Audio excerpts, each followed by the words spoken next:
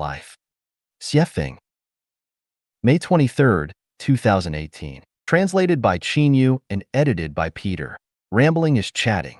Chatting can be endless, free from rules and regulations, letting one's thoughts float in the wind, aimlessly like mature dandelion seeds. Everyone encounters two doors every day. One door leads to heaven and the other leads to hell. Whether you go to heaven or to hell depends entirely on how you treat people and things. If you treat them right, your path ahead will be bright and full of flowers. And if you treat them wrong, your path ahead will be full of mud, and you can only trudge along. Every day in life, we are taking exams. What we should do and how to do it is the exam. The examiner is the greatest creator. Our ultimate destination is decided by the accumulated daily exam results. With excellent results, there is no doubt we will go to heaven. With poor results, there is no doubt we will go to hell. Every day in life, we can have the good fortune of meeting angels. In everyday life, we always deal with people. Even the person we meet in the WeChat group might be an angel. If we treat angels kindly and sincerely, our lives might turn around and we may get to know the secrets of life. If we treat angels badly, we may miss a good connection and a good future. Everyone's outcome is an accumulation of his lifetime's thoughts and behavior. Do not take the chance and think that if you hurt a person or life you will not be punished. It is impossible. Punishment is bound to come.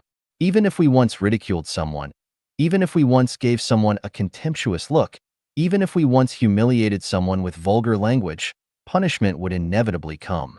Some punishments are obvious, but most of the punishments are without a trace. It just happens without our noticing of it. For example, we should have eaten ginseng fruit, but in fact we got sour plums. We should have done something smoothly, but in fact we encountered obstacles and resistance. To analyze and judge a phenomenon, three basic factors need to be considered. One is affection, one is reason, and one is nature.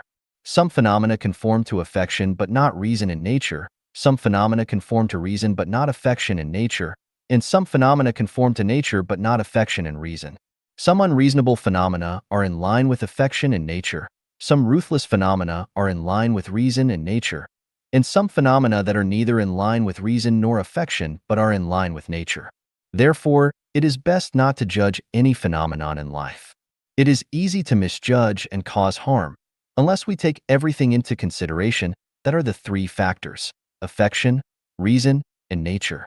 Last year, I went to Vanuatu, the Pacific Island country, and chatted with Mr. Steven, the person in charge of Eden of the East.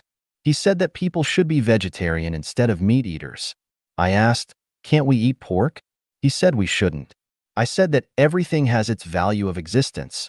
So what is the value of existence of pigs? He told me a lot and it made sense, but I explained my understanding to him.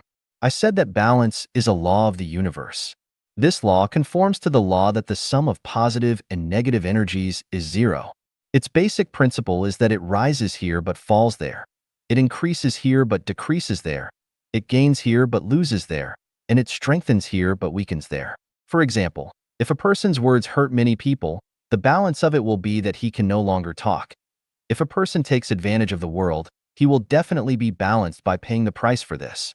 If a person owes someone a debt, it will be balanced by his repaying the debt. If a person cruelly killed another life, it will definitely be balanced by the giving of his own life. In this sense, a pig must be the reincarnation of a certain person as a result of his words bringing too much hurt to others. He took too much advantage of others, he owed too much debt, and cruelly killed a certain life. Only by reincarnating as a pig and paying with his own hair, bones, blood, flesh, and life can he balance the debts he owed in his previous life. In this sense, eating meat is a kind of benevolence, and not eating meat is cruel. Why do I say so? When a person owes a debt, he will be reincarnated as a pig to repay. If you do not eat his meat, that means that he is not allowed to repay his debts, and he has to continue to carry his debts and reincarnate again and again in the livestock world. This is a bit cruel. But if you eat his meat, it lets him repay his debts and leave behind his reincarnation in the pig world and return to the human world as a human being. Isn't it a good deed? There are endless truths that people need to learn and understand in their lives. There is a deep understanding that I want to share with everyone. This is to never hurt anyone in your life.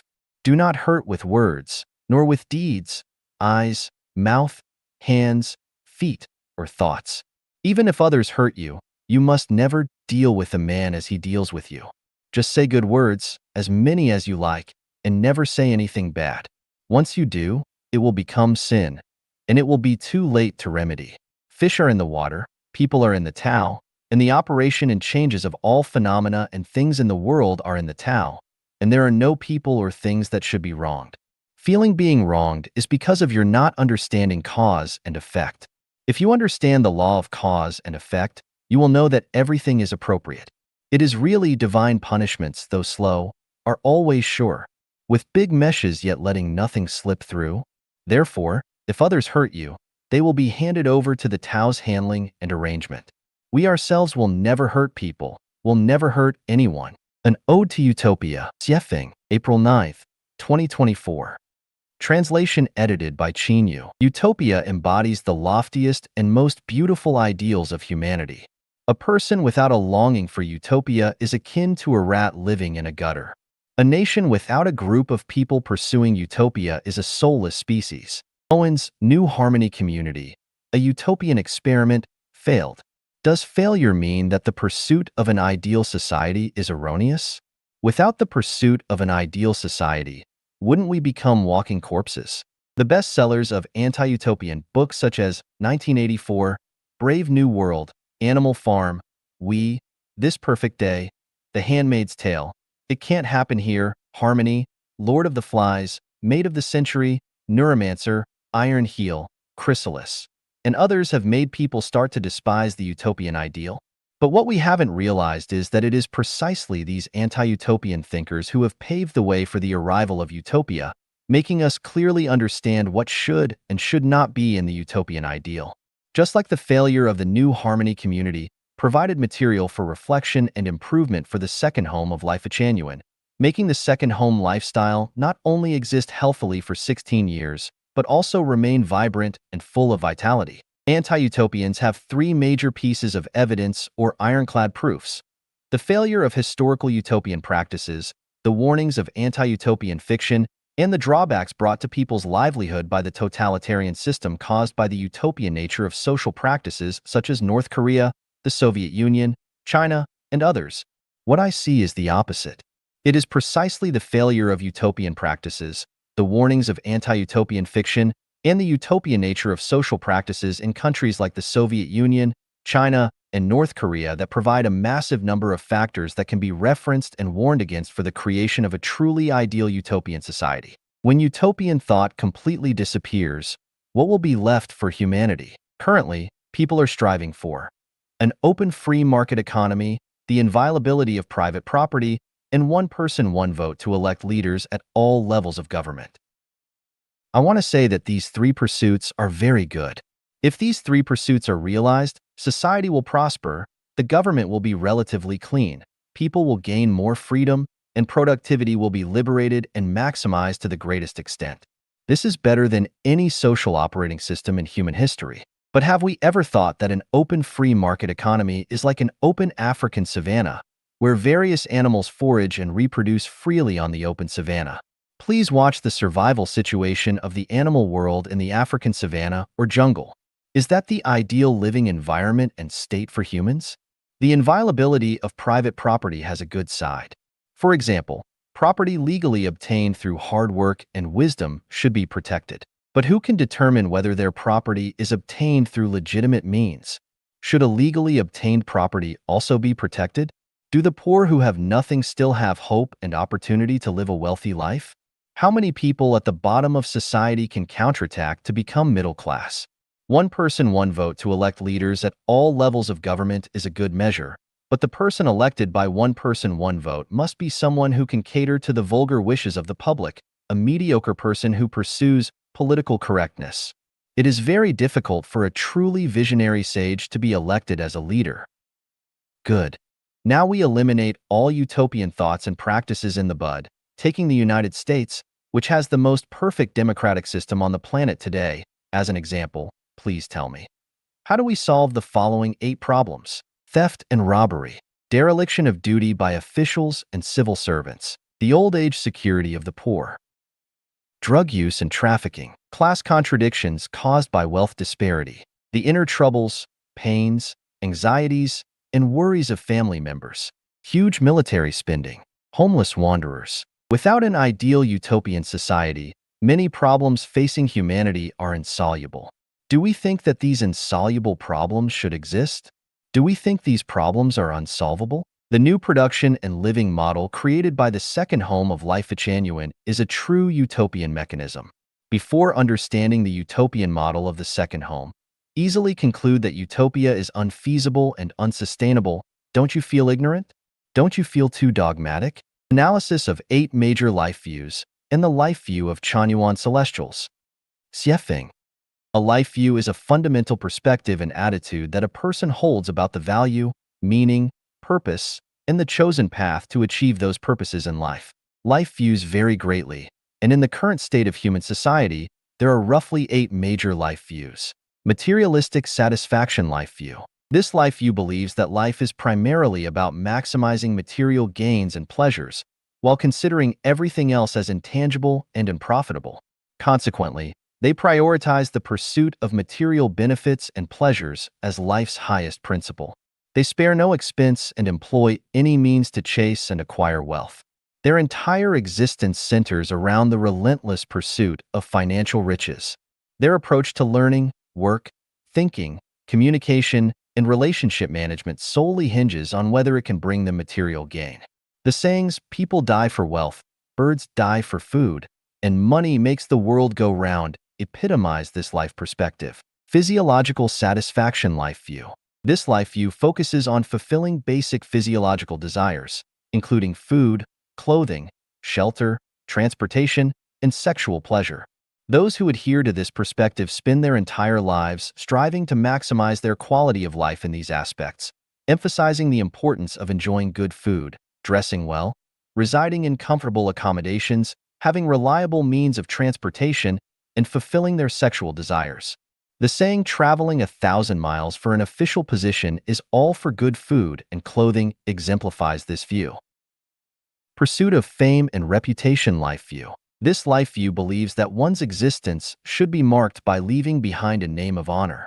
Therefore, those who hold this perspective highly value their personal integrity, reputation, and public recognition. Even if they cannot achieve everlasting fame, they are willing to be remembered, whether for good or ill, for thousands of years. Their life's purpose revolves around glorifying their ancestors, seeking glory, and achieving prominence throughout their lifetime. They aim to earn the praise and admiration of others and prioritize their public image over everything else. They are so concerned with their image that they would rather die with honor than live without it. The saying, "a wild goose leaves a voice, a person leaves a name," perfectly captures this life view. Self-centered life view. This life view asserts that the sun is at the center of the universe, the earth is at the center of the solar system, humans are at the center of all living beings, and the self is at the center of human society. Individuals adhering to this view prioritize self-satisfaction and self-improvement. They approach life with self-centeredness and self-interest, making decisions based on whether they benefit personally. This perspective is held by those who proclaim, "all is me, and I am all, and I am my own God." Acceptance of natural destiny. This life perspective believes that everything is predestined, merely acting out scenes in the cosmic drama. Individuals see themselves as mere chess pieces on the greatest creator's chessboard, considering personal endeavors and pursuits as futile. They are encouraged to passively accept their fate, adhering to the belief that there is a time for everything, and everything happens in its own time. Don't force anything when it's not meant to be.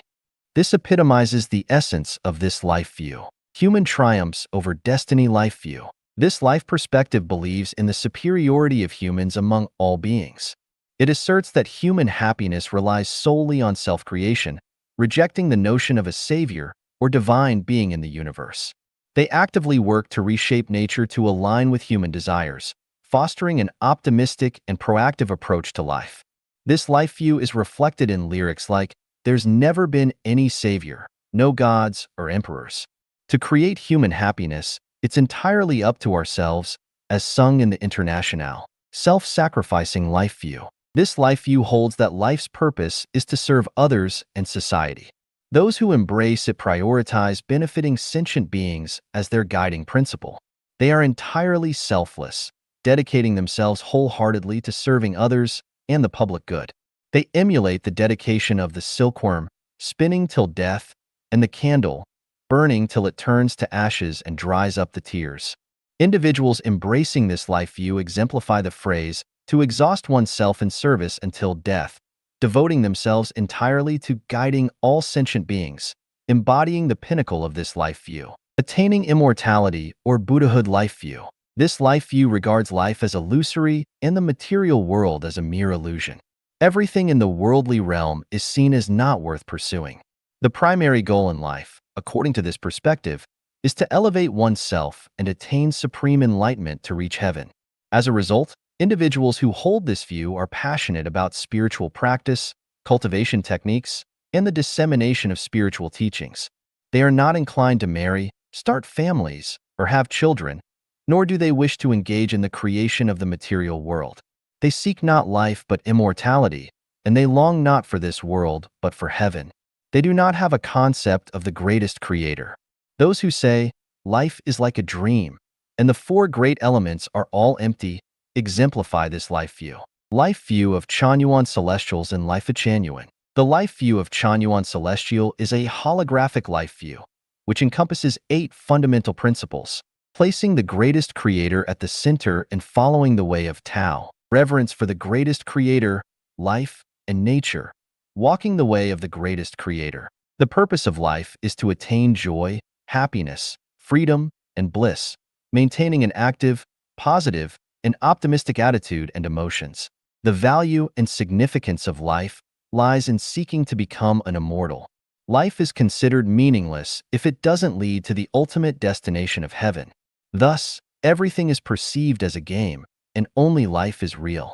Taking things as they are, associate with others by following naturally come-and-go relations, act in accordance with our natures, and take advantage of opportunities as they arise. Preferring non-ownership, enjoying collective life, considering diligent work as life's top priority, while deeply abhorring laziness, selfishness, greed, possession, jealousy, and mutual comparisons. Regarding marriage and family life as a sea of suffering, Chanyuan Celestials choose not to marry or have families. Embracing the motto, the sage is selfless and therefore becomes truly self, Chanyuan Celestials consider selfless dedication as their guiding principle. Throughout their lives, they will strive to create the Life-Changyuan era for humanity, so as to repay the accumulated debts from countless past lives and amassing treasures in heaven. Analysis of the source of human happiness and suffering. Xiefeng. Everyone has experienced moments of happiness as well as moments of pain. So, where does happiness or pain come from? What factors lead to it? Fundamentally, the world is not wrong. All faults lie within ourselves. If the happy Adam and Eve had followed the warning of the owner of Eden not to eat the forbidden fruit, then the suffering of being expelled from the Garden of Eden would not have occurred. Therefore, Adam and Eve's pain originated from within themselves due to their own actions. In fact, when we observe the happiness and pain that each person experiences, once we trace it back to its source, we will inevitably find that the root cause of happiness or suffering is oneself, without exception. As we continue to explore, we will discover that the pivotal moments leading to our happiness or suffering stem from how we interact with familiar individuals. Our choice of words, emotional responses, attitudes, and behavior towards them. When we communicate with others using gentle and warm language, maintain pleasant and joyful emotions, display an elegant and positive attitude, and exhibit caring and protective behavior, the feedback we receive from those around us is predominantly happiness. Conversely, if our communication is negative, our emotions are marked by anger and disgust, our attitude is abrasive, and our behavior is harmful, then the feedback we receive from those around us tends to be filled with pain. Furthermore, we will find that the closer people are to us, the easier it is for them to bring happiness or suffering. Parents, children, husbands, wives, lovers, neighbors, relatives, friends, classmates, colleagues, superiors, subordinates, idols, fans, etc., are the main sources of happiness or suffering for ourselves. Individuals in middle age, and older adults should deeply feel this phenomenon. In the process of interacting with people close to us, there is too much helplessness and sadness, as well as unspeakable bitterness in our hearts. Knowing the source of happiness and suffering for each person, we should effectively solve this problem, that is, to maximize happiness and minimize suffering. But a sadly obvious fact is that humanity has survived for thousands of years without fundamentally solving this problem.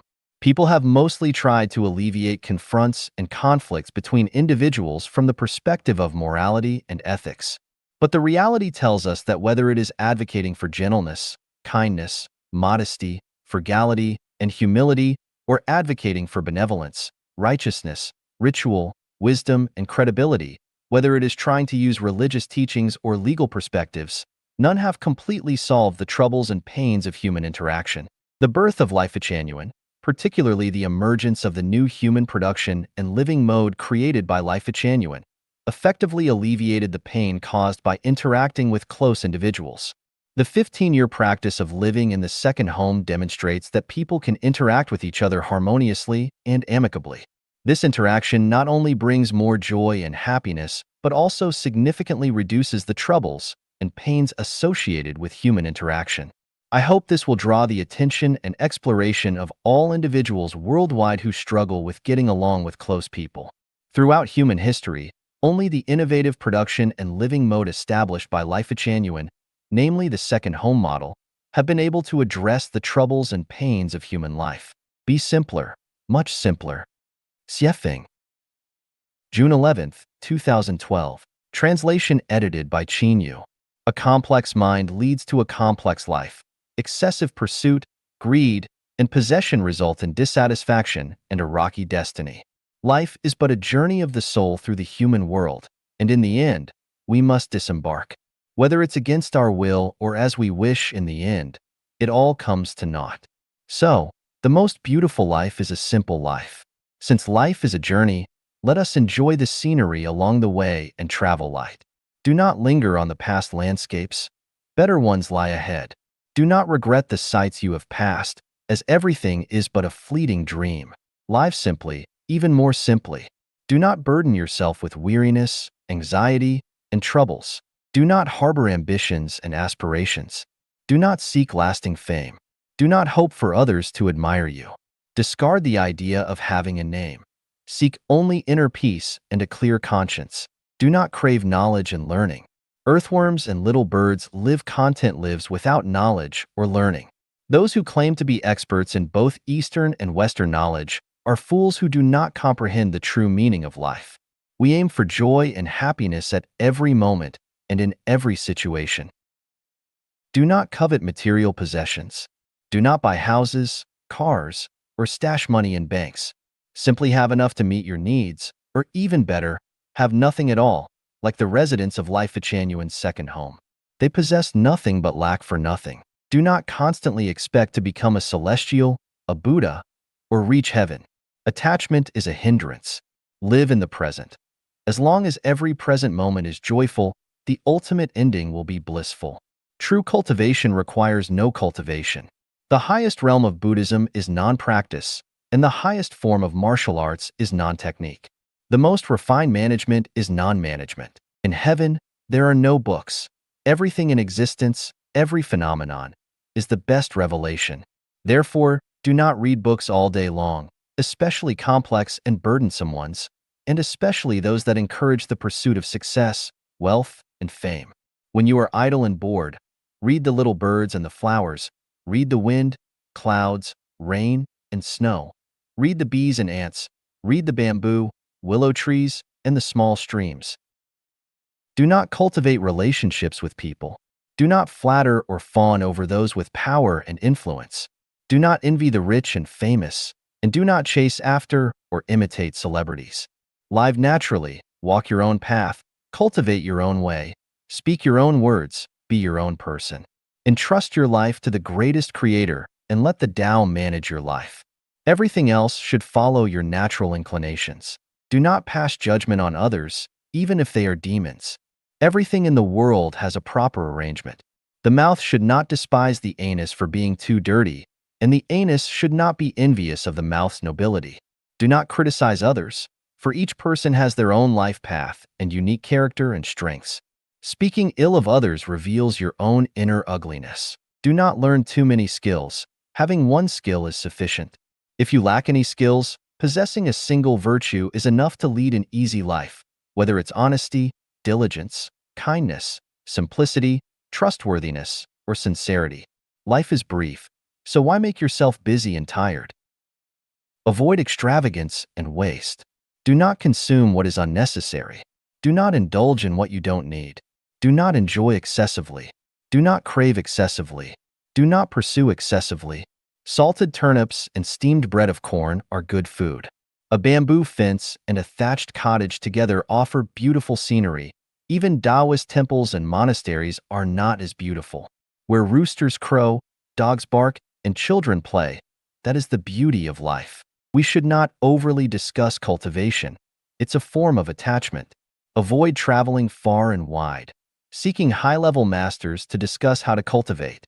Many methods of cultivation are, in reality, costly and laborious. Do not harbor delusions of acquiring supernatural powers and special abilities through cultivation.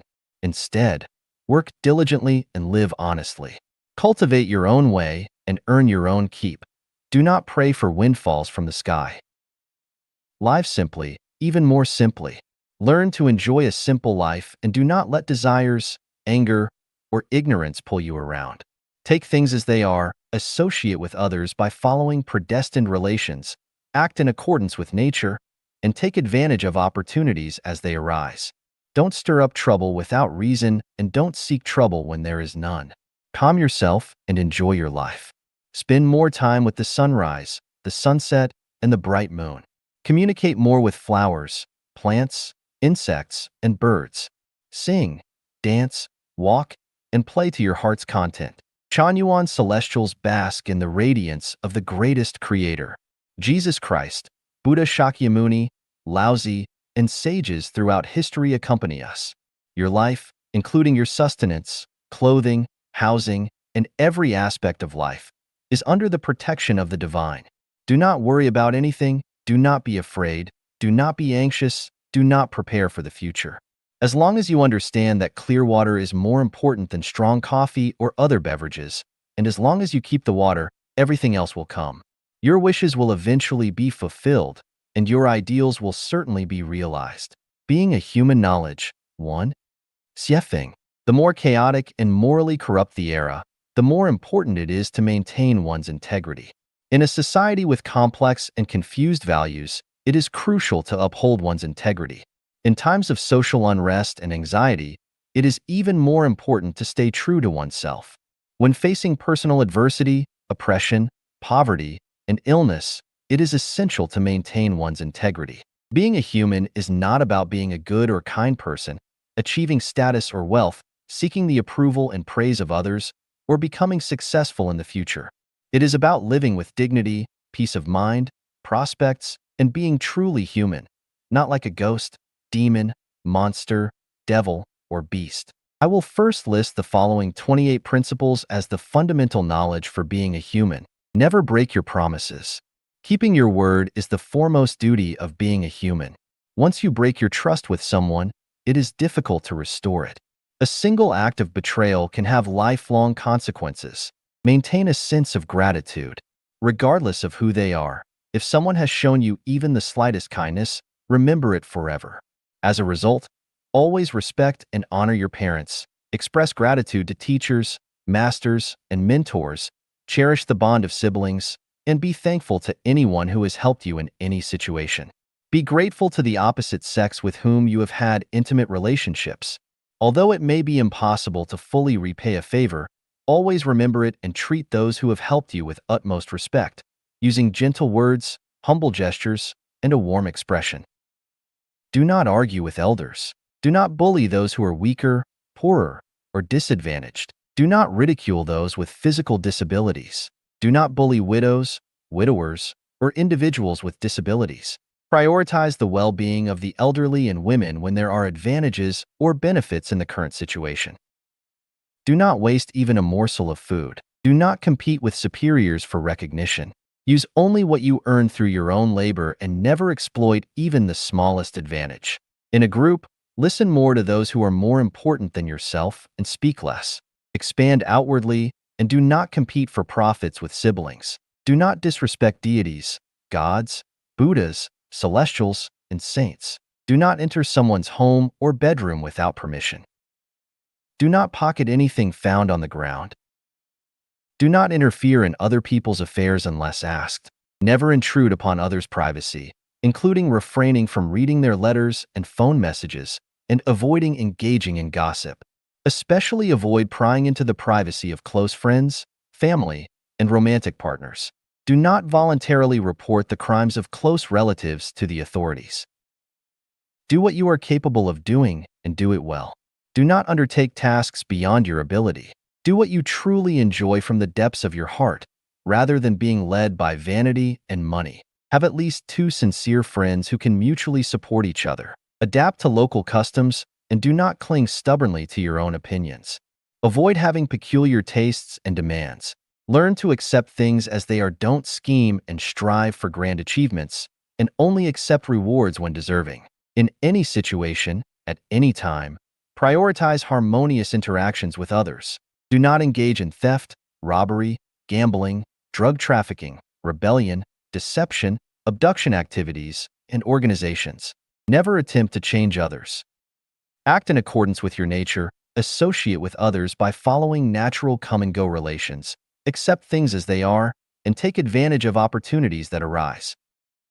Obey laws and regulations. Even if 99 out of 100 people disregard the law, you must persist in adhering to it. Foster independent thinking and entrepreneurship from a young age. These 28 principles are the basic guidelines for being a human. Being a human is difficult, sometimes feeling helpless in the world. But while the body may be beyond our control, our hearts are within our control. As long as we adhere to these basic principles throughout our lives, gradually, we will distance ourselves from suffering and calamities, moving towards good fortune and auspiciousness, and lay a solid foundation for our future cultivation, enabling us to embark on the path of becoming celestial beings or Buddhas and embarking on a spiritual journey towards heaven. Being a human, knowledge, too. Observe the social upheavals, rampant epidemics, frequent disasters, widespread hunger, and various movements throughout history. People were deeply involved, yet there were always those who remained unscathed because they upheld the integrity of being human. If you don't believe in karma and consequences, then go ahead and commit evil acts and join forces with the wicked. If you believe that heaven does not spare anyone, then learn the knowledge of being human and become a true human being. Do not define or pass judgment on others. Only the divine can discern right from wrong, and the Tao judges our merits and demerits. In the grand script of universal life, human cognitive abilities are insignificant. If we define and pass judgment on others, we may make grave mistakes and create great misfortune.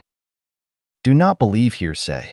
Unless verified personally or scientifically, regardless of the source of information, even if it comes from authorities or experts, simply listen to it without fully believing it.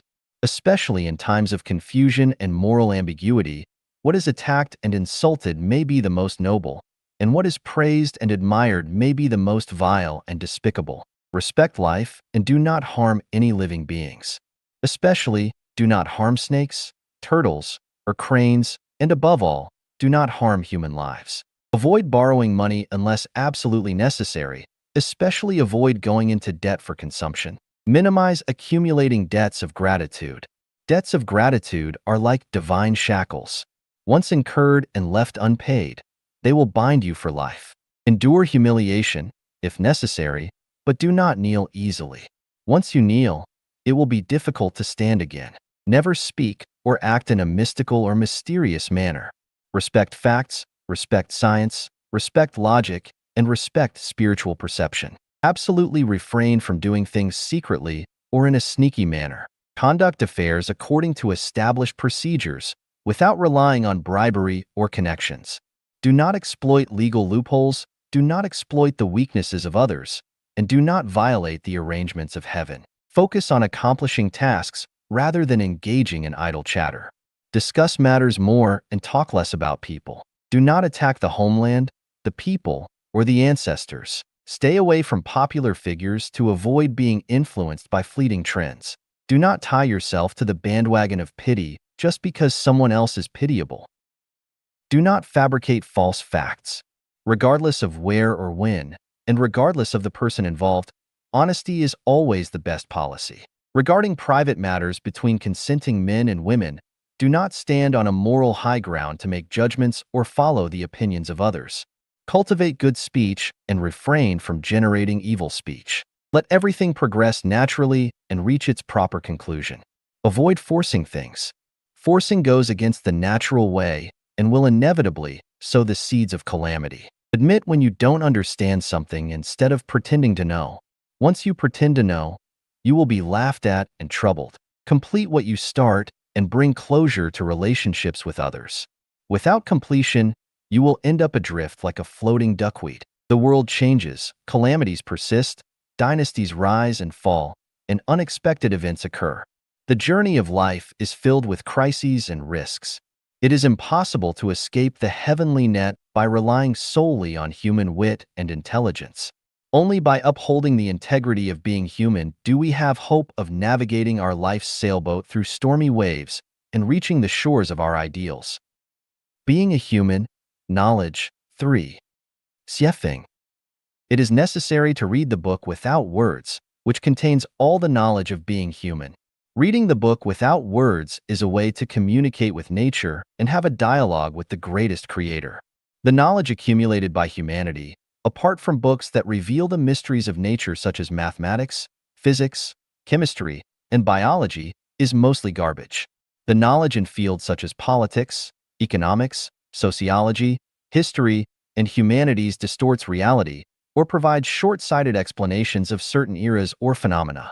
They are not sufficient as the basis and reference for being human. For example, the popular trend of success literature in recent times is nothing but harmful. Even philosophy, which is a mental game, is not a necessary condition for being human. All things and phenomena in nature are books without words, and all the joys, sorrows, separations, reunions, and changes in human society are also books without words. Reading the sky, the earth, people, animals, plants, insects, and microorganisms, as well as social phenomena, is reading the book without words. People may deceive each other, but the book without words will not deceive. Therefore, it is best to listen less to what people say, but rather listen to what the universe and all things are saying.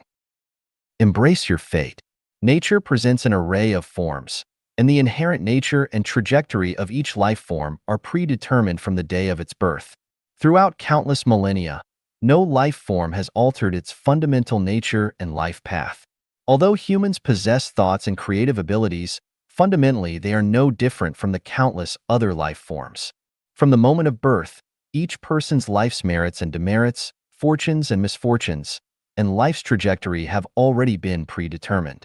Trying to change this destiny is equivalent to choosing one's parents, the era of birth, and the environment, which is entirely impossible. Therefore, accepting one's destiny is the best choice. Accepting one's destiny leads to contentment, understanding, adaptability, happiness, and even spiritual enlightenment. Not accepting one's destiny leads to impatience, anger, resentment, setbacks, hardships, and calamities. Follow your nature. Following your nature means doing what you genuinely like. However, people generally cannot follow their nature due to considerations for the needs of those around them, supporting their families, social responsibilities, legal constraints, public opinion, and more. Those who can truly follow their nature are few in number. Nature is Buddha, and following your nature is being a Buddha. Nature is celestial being, and following your nature is being a celestial being. What does it mean to follow your nature? If you desire to own a luxurious mansion and have several servants serving you, it is not following your true nature, but rather succumbing to vanity and desire. It is following your ego and conforming to society's values. To follow your nature means that if you want to sing folk songs on the street in the middle of the night, you can do so. If you want to commute naked on a scorching hot day, you can do so. If you want to stay away from someone, you can do so. If you want to get close to someone, you can do so, and so on. Do not imitate others or take them as your role models. Never try to learn, imitate, or become someone else. Each person is unique, and no one can ever become another person. Those who excel possess innate talents and missions that cannot be acquired through imitation. Therefore, be yourself. Learn to create. Everything we see is created. Creation is the source of joy and vitality in life. True sweetness and happiness do not come from material pleasures, but from spiritual and mental enjoyment. Creation is the primary source of spiritual and mental enjoyment. Therefore, strive to create something out of nothing and make efforts in creation. Look at the super-celestials of the Celestial Islands continent. Each one of them is skilled and adept at creation. Even the infinite vitality they manifest is a result of their creative thinking. Do not chase after trends. Trends may come forcefully, but they will eventually turn into bubbles. For example, the trends of buying houses and cars, farmers rushing into cities, or college students striving to become civil servants, these endless waves of trends. If one's life does not settle down and instead constantly chases after trends, their life will be reduced to a bubble. Accumulate energy throughout life. To achieve great ideals, one relies on abilities rather than luck. To ensure a worry-free life in terms of livelihood, clothing, housing, transportation, aging, and illness, one relies on personal abilities. Depending on the nation, the government, the system, or future generations for support is a gamble in life. All reliance on the external world is a gamble in life. Relying on the moral and ethical values preached by human culture to achieve one's beautiful ideals is an illusory and beautiful mirage. Therefore, lifelong energy accumulation is essential. This energy is not primarily material or meticulously cultivated social connections, but rather one's personal character, inner depth, and survival capabilities. Maintain lifelong diligence. As long as one is alive, whether in their 30s, 70s, or 80s, they should never have the idea of, "I can enjoy life now." Instead, they should maintain a mindset of, "I hear the Tao in the morning, and I die content in the evening." Continuously learn, explore, study, and contemplate. Continuously elevate one's life's realm to deeper, broader, and more profound multidimensional time and space. Maintain an open mindset. Due to the accumulated influence of history and culture in our consciousness, we instinctively consider certain knowledge as truth. In eras when women bound their feet, men wore braids, and virtuous arches were erected for married women, we considered these practices as natural. In certain specific periods, we may even consider unmarried cohabitation as a crime. Such distorted perceptions tell us that what we staunchly defend may be the most ignorant thing. The era is progressing, and humanity will eventually break free from the ignorant prejudices and move towards civilization. What is universally accepted today, when viewed from the perspective of future civilization, will be recognized as incorrect. What is considered right today may be found to be wrong tomorrow.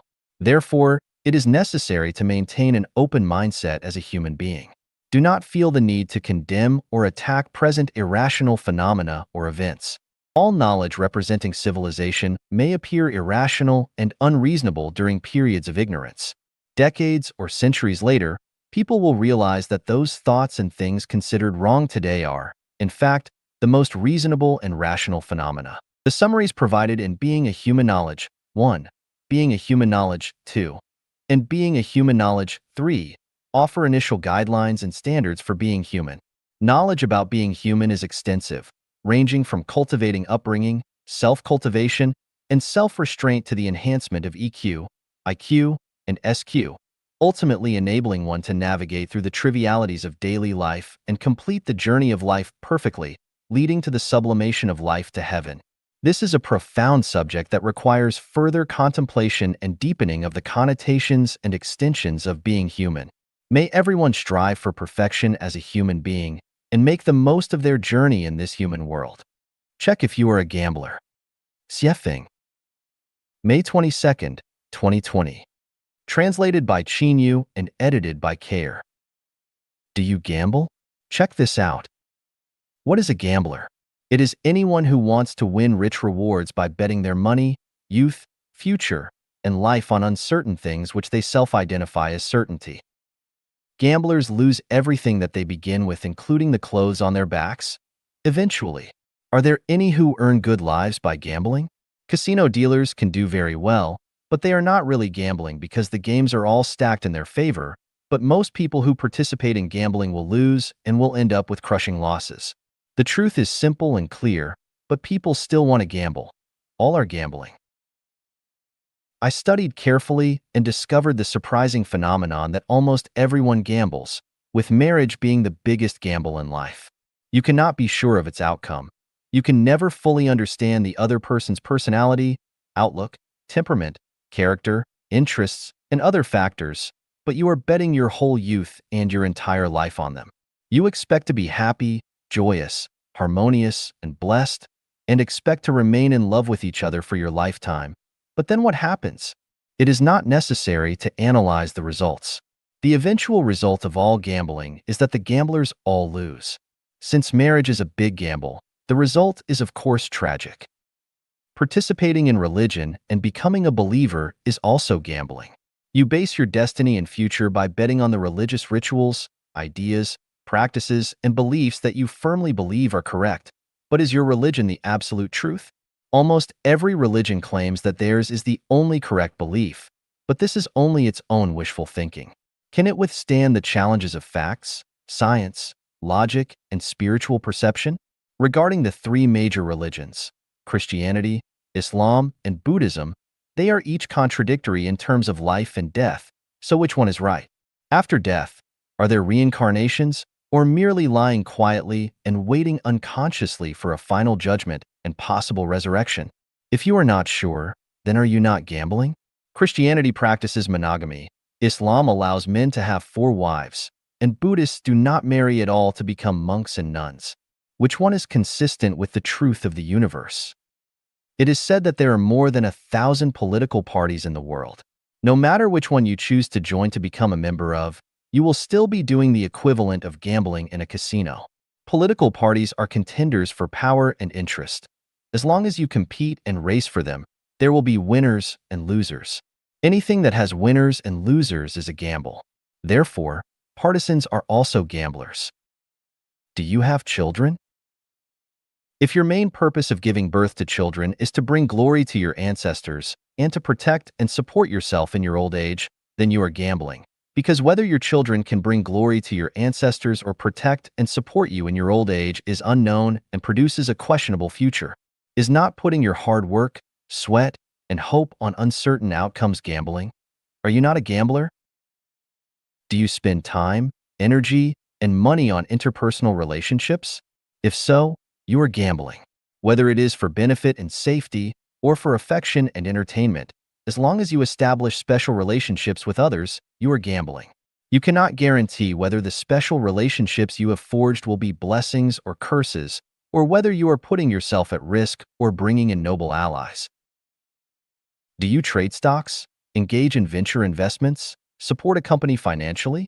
If any of these are yes, then you are gambling because you do not know what any of the outcomes will be. You are just taking risks and thinking wishfully about getting generous returns. You can never be sure whether the results will be counterproductive. How different are these endeavors from going into casinos with the intention of winning big money? Whether it is a battlefield, officialdom, a workplace, business, love, a family, a teaching field, or a relationship, its nature is the same as that of casinos. Once you enter any field, you are gambling. You are a gambler. As long as you invest your time, energy, physical strength, mental energy, and even your future on something that cannot be determined for its developmental direction and future results, then you are gambling and you are a gambler. Wake up now and ask yourself, what on earth are you here for? Are you here for a huge gamble? If you think gambling is fun and exciting, then play as much as you like. Anyway, everything is empty in the end, so why not enjoy it? However, if you know that emptiness is not empty, then you had better think deeply about life. Check if you are following the road of devils. Xiefeng, have you ever experienced afflictions, vexation, anxiety, sadness, and fear? Have you been cheated, bullied, blackmailed, oppressed, and humiliated by others? Have you felt frustrated and desperate at life and life? Do you know why all this should happen? Let me tell you, all this is the work of the devil's program. All this happens because many people are walking on the road of devils. The program of the devil tempts people with money, wealth, fame, position, power, beautiful women, and ease and comfort to intermarriage and family, nation and state, political party and religion, businesses, cultivation groups, and various organizations. As a result, these people are kept busy rushing about for all these matters. They would rack their brains and take great risks to achieve these purposes. For these purposes, they would shout their support, cause harm to others, and do damage to other life forms and the nature. People are walking on the road of devils when they struggle for their own interest, for their family's interest, for their nation's interest, for their country's interest, for their political party's interest, for their religion's interest, for their company's interest, and for their organization's interest, and when they each try to cheat the other by sheer cunning and falsehood and grab at each other's throat. Why should things fare like this? Why does not the greatest creator stop us? The principle goes like this. Unity of opposites is a law of the universe. Superior and inferior, up and down, bright and dark, leader and the masses, hell and heaven, higher order of life and lower order of life, man and ghost, man and other animals and plants, carnivores and herbivores. Otherwise, life cannot go on, and the great drama of the universe cannot be staged. It is just like the case of a man for whom eating and drinking form opposites with defecations. The opposites can be united and complement each other. In addition, there is a principle of the universe, namely the sum of positive energy and negative energy is zero. Therefore, everything must be symmetrical, and there must be balance between yin and yang and loss and gain. What one gets in and what one pays out should be orderly, and the power of angel should hold the power of devil in check. To be more specific, in order to survive, man should have animals and plants to provide for his existence. The life at the lower order must serve the life at higher order. Then who will be the man, and who will be the animals and plants? Some people will go to heaven, but who will go to hell to maintain a balance? There are leaders, but there must also be the masses. Thus, the devil's program is necessary. Without it, the universe will lose its balance. The survival of life cannot be guaranteed, and the whole universe will be listless and pale. Actually, the devil Satan is a deity, an archangel and chief angel, who is toiling to maintain the zero sum of positive energy and negative energy. Burdened with notoriety and bad name, he is serving the life of the whole universe. He must deliver many life forms to the lower order of life and lead many life forms to hell. Thus, when a person is walking on the road of devil, he is making his way to the lower order of life and the hell. The devil will not show any appreciation for this, but will say instead, "What an ignorant fool you are." Now let's see whether you have taken the road of the devil. If you have one of the following 18 items, then be careful, you are walking on the road of the devil. You are in marriage and family, rushing about for your own family. You are striving and struggling for your own country, nation, religion, political party, organization, or group. You are concentrating yourself on making money and worrying and rushing about to amass your wealth. You are racking your brain and sparing no effort to win a good fame or secure a high position for yourself. You are stealing, contending, or robbing, mugging, or killing, pilfering, cheating, corrupting, bribing, or accepting bribes, or requiting kindness with enmity. You are doing something in the secret which you are afraid of being discovered. You are bullying, oppressing, blackmailing, exploiting, maltreating, humiliating, or trampling on others. You break your word and do not keep your promise, always trying to find an excuse or reason to exculpate yourself from your fault or crime. You are eating things you are not supposed to eat, using things you have no right to use, and doing things you are not entitled to do. You are affronting or desecrating the greatest creator, or affronting or desecrating God and Buddha, or affronting or desecrating sages and saints, or affronting or desecrating ancestors, or affronting or desecrating president of the country, or affronting or desecrating your own parents, or affronting or desecrating others. You are threatening, abducting, or controlling others and restricting their freedom in the name of love or other excuses. You are propagating and publicizing incorrect outlooks on life, value, life, in the world.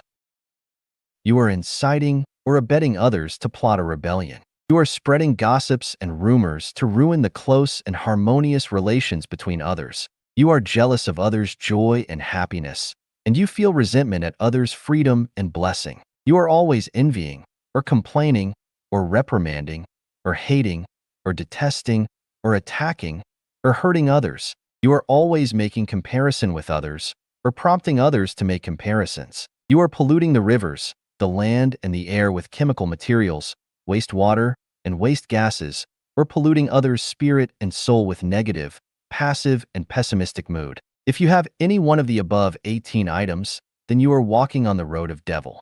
You should wake up and realize your mistakes and rein in at the brink of precipice before it is too late to repent. Where should I go after turning back from the cliff? Answer: walk on the road to heaven and follow the way of the greatest creator. Classification of people. Xiefeng. On the surface, there doesn't appear to be much difference between one person and another. We all have the same organs, senses, and bodily functions. We all eat, drink, excrete, and engage in activities like walking, sitting, and lying down. However, once we engage with someone, ask them to perform a task, or have a conversation, we quickly realize that people are vastly different from one another. Most individuals tend to believe that they are not much different from others, with distinctions primarily revolving around differences in wealth and social status. In reality, the variations among people are primarily rooted in their spirituality and wisdom. To help us understand what kind of individuals we are, and to provide a sense of direction for personal growth and goals in life, I classify people into 5 categories: ignorant people, worldly people, mortals, sages, and saints. By considering these categories, you can assess where you currently stand in your life journey.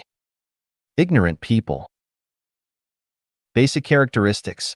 They lead instinct-driven lives, often with disordered lifestyles and no clear life goals. Their values are in chaos, and they struggle to prioritize and distinguish between what's essential and what's not. They spend more time engaging in mindless actions than using their intellect.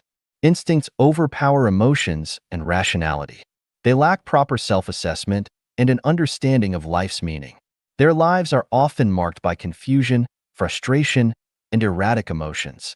They are arrogant, blindly optimistic, and feeling superior when successful, pounding one's chest, feeling pessimistic and disappointed, and blaming the heavens and others when facing setbacks.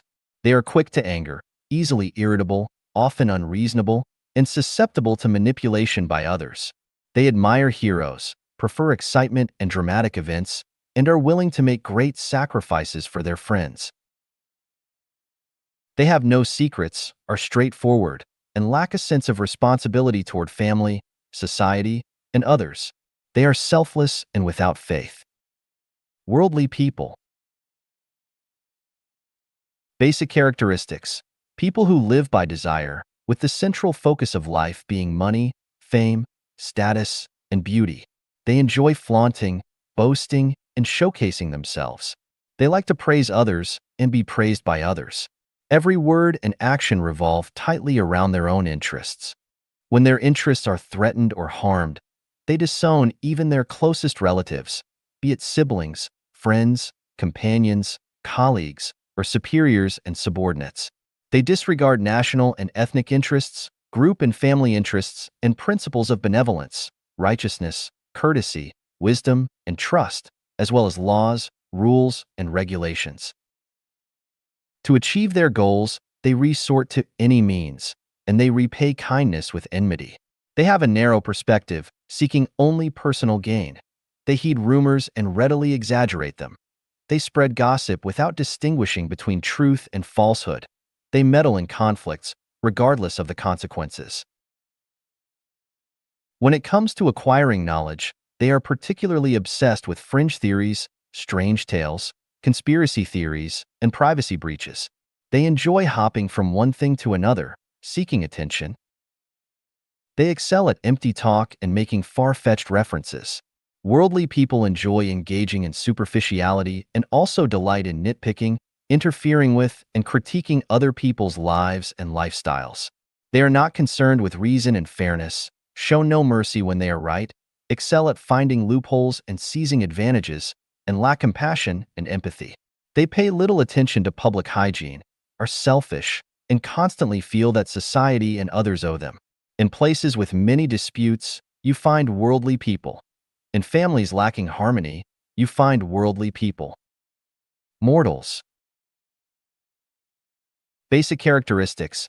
They are people who live based on emotions, and the central focus of their lives is family, relatives, friends, colleagues, classmates, groups, ancestors, countries, and nationalities.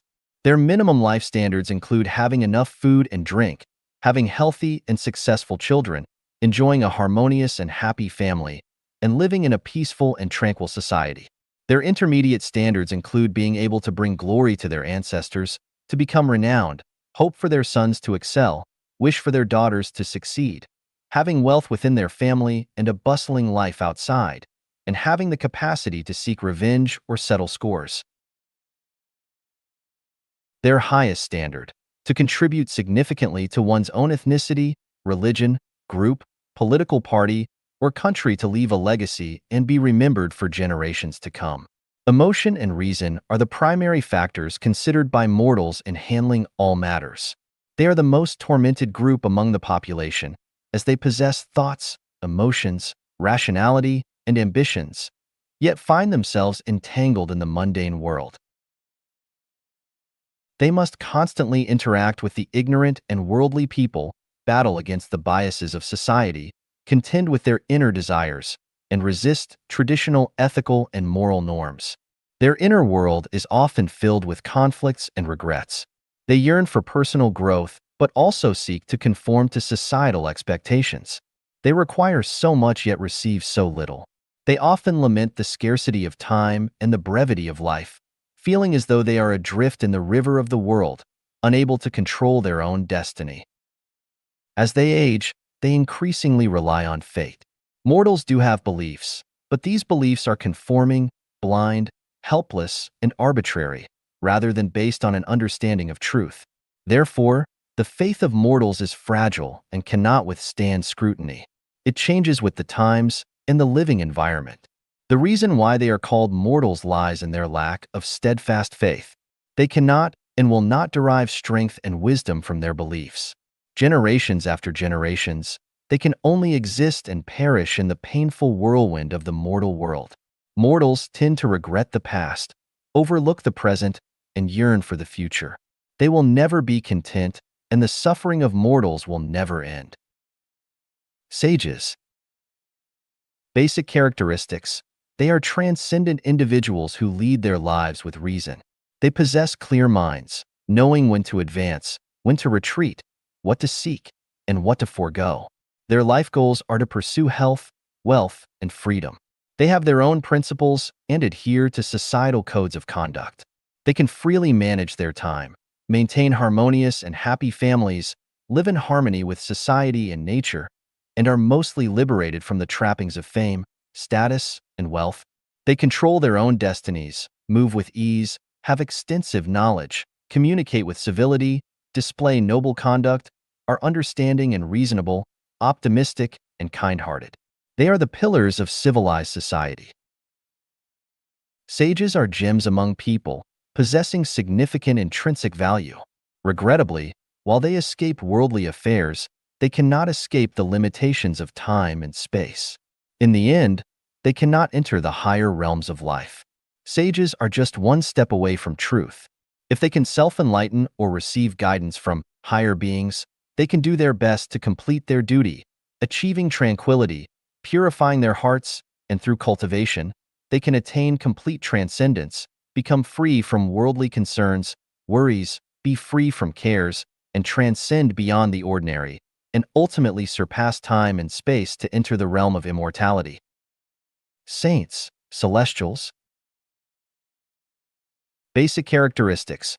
Wise individuals who lead a spiritual life and have attained enlightenment. They have knowledge of the mysteries of the universe, the truth of life, the evolutionary laws of the 36-dimensional spaces, and the essence and meaning of life. They have not only freed themselves from the temptations of wealth, fame, status, and beauty, but also from the constraints of time and space. They live carefree lives, transcending worldly concerns.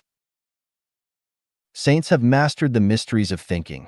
Having understood the mechanics of energy transformation, they can essentially manifest their thoughts into reality, turning life into an enjoyable game, and death has become a beautiful aspiration. Saints do not overly concern themselves with the sufferings of the mortal world. They never interact with worldly people and avoid interacting with mortals. They typically reside in secluded areas near picturesque mountains and rivers, disguising themselves as ordinary citizens, leading a tranquil life detached from worldly strife. They enjoy solitude and value friendships with like-minded individuals. They are not fond of noise and are characterized by activities such as drinking tea, playing chess, reading, and practicing meditation. Sometimes, they may spend an entire day playing with ants or engage in singing competitions with birds. Whether the birds' songs are more melodious or their own hoarse singing sounds better, it doesn't matter to them. As long as it's fun, they enjoy it endlessly. Attaining the realm of a saint undoubtedly leads to the thousand-year world. Above is the classification of people, and by now, I'm sure most of you have an idea of which category you might fall into. If you find yourself as an ignorant person, you might not be able to pinpoint your position, and after reading this classification, you might feel very frustrated, even wishing to throw a few punches at me. If you identify as a worldly person, you may hold some jealousy in your heart because I've exposed your mindset and peeled back your facade. For those of you who see yourselves as mortals, reading this might evoke a sense of sadness. When you witness that some people in the world seem higher and happier than you, an unexplainable jealousy and envy may arise within you, especially when it comes to wealthy individuals. You might have thought that once you become rich, others would envy, respect, and follow you. However, you never imagined that in the eyes of sages, you're still an ordinary person, and in the eyes of saints, you're just an ignorant one. On the other hand, if you identify as a sage, you'll likely be overjoyed, feeling as if you've found a long-admired bosom friend and suddenly realize that your wealth is boundless and that you can benefit infinitely from it. If you consider yourself a saint, you might laugh heartily and criticize me for being idle and wasting time. Regardless of whether you feel anger, jealousy, happiness, or laughter, as long as you take a moment to calm your mind, you'll find a sense of gratitude deep within you. After all, you've come to understand your own state of existence and where you should strive to develop. If you aspire to attain pure spirituality and progress towards the level of a saint, I have categorized human qualities into 18 grades for your reference. Communism is the only way to happiness. For the toiling masses. Xiefeng. November 20th, 2020. Translated by Qin Yu and edited by Care. Communism is actually sharing, and the higher the degree of sharing of things, the greater their value. The most effective way to maximize the value of all resources is to share them with everyone, which is communism's essence. People are inherently selfish, so they reject communism intuitively, and they are most afraid of sharing when they have little material wealth. If a person is so poor that they only have a broken bicycle, then they will be unwilling to allow anyone else to ride it. This is human nature. However, when people not only have material wealth, but also power, status, and reputations, they always want to make themselves and their families live more luxuriously than those around them so that others will envy them. This satisfies their vanity, so they are reluctant to share anything with others. Since Marx founded his theory of communism, the communist movement has almost always been promoted violently and in ways which damage the interests of the property-owning class. The imperfection of Marx's communist theory and the blindness of the behavior of communist practitioners has led to the failure of the communist movement.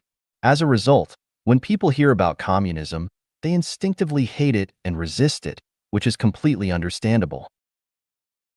According to historical experience, I can understand why people demonize and resist communism. This should be a lesson learned, and it can even be said that they are doing right because the so-called communist movements throughout history have run completely counter to the real thing. True communism is gentle, soft, and civilized, not coercive, violent, or depriving others of their property. Who has suffered the most in human history? Of course, it has always been the toiling masses, that is, the common people. For thousands of years, their condition has basically not changed much, and they are still the bearers of most of the suffering. I grew up in Asia, spent more than 10 years in Africa, lived in North America for nearly 4 years, and I have also spent a few months with primitive tribes in Oceania. I felt and experienced deeply the pain and troubles of the commoners everywhere I went.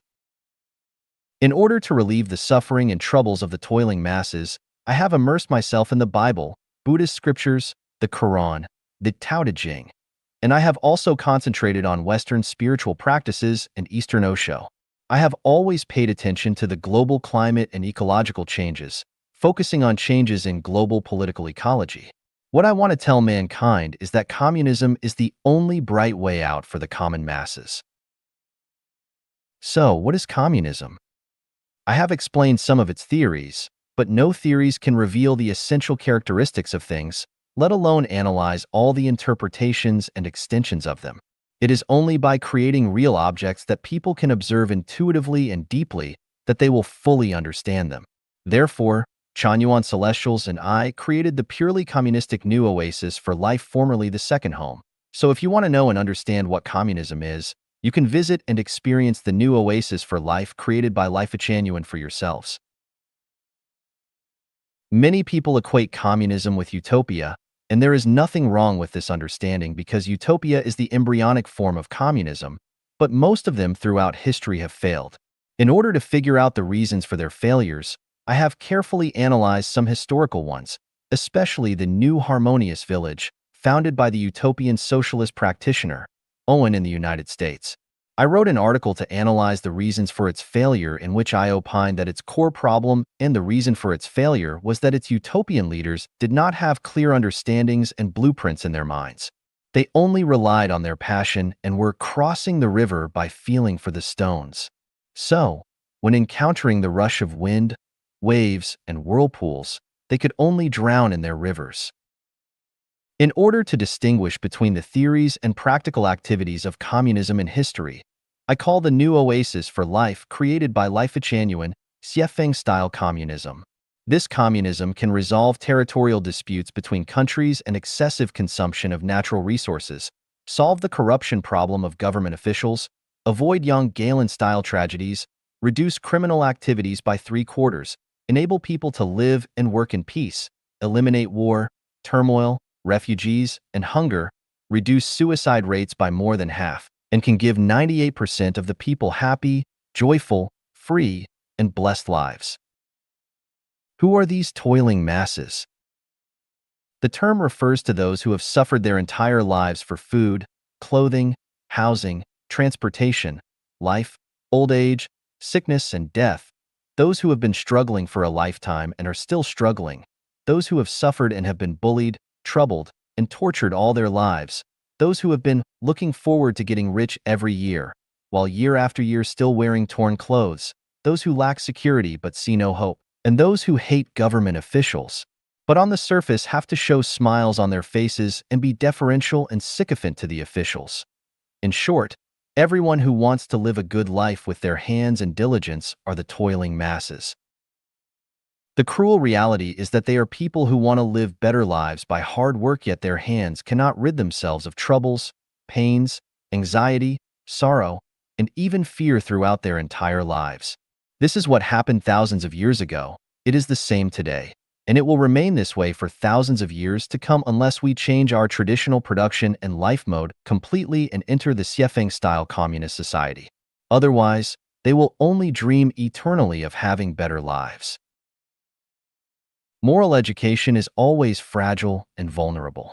Christian moral education, Buddhist moral education, Islamic moral education, Confucian moral education, and the moral education of all kinds of sages have been easily destroyed by the face of reality.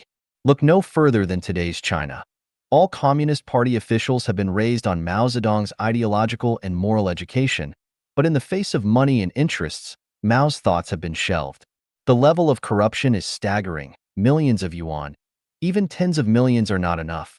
They embezzled hundreds of millions, billions, or even tens of billions. These servants of the people never cared about the lives of all the young Galens? Who cares about the lives of the toiling masses? Very few. Did decades of moral education work? Not at all.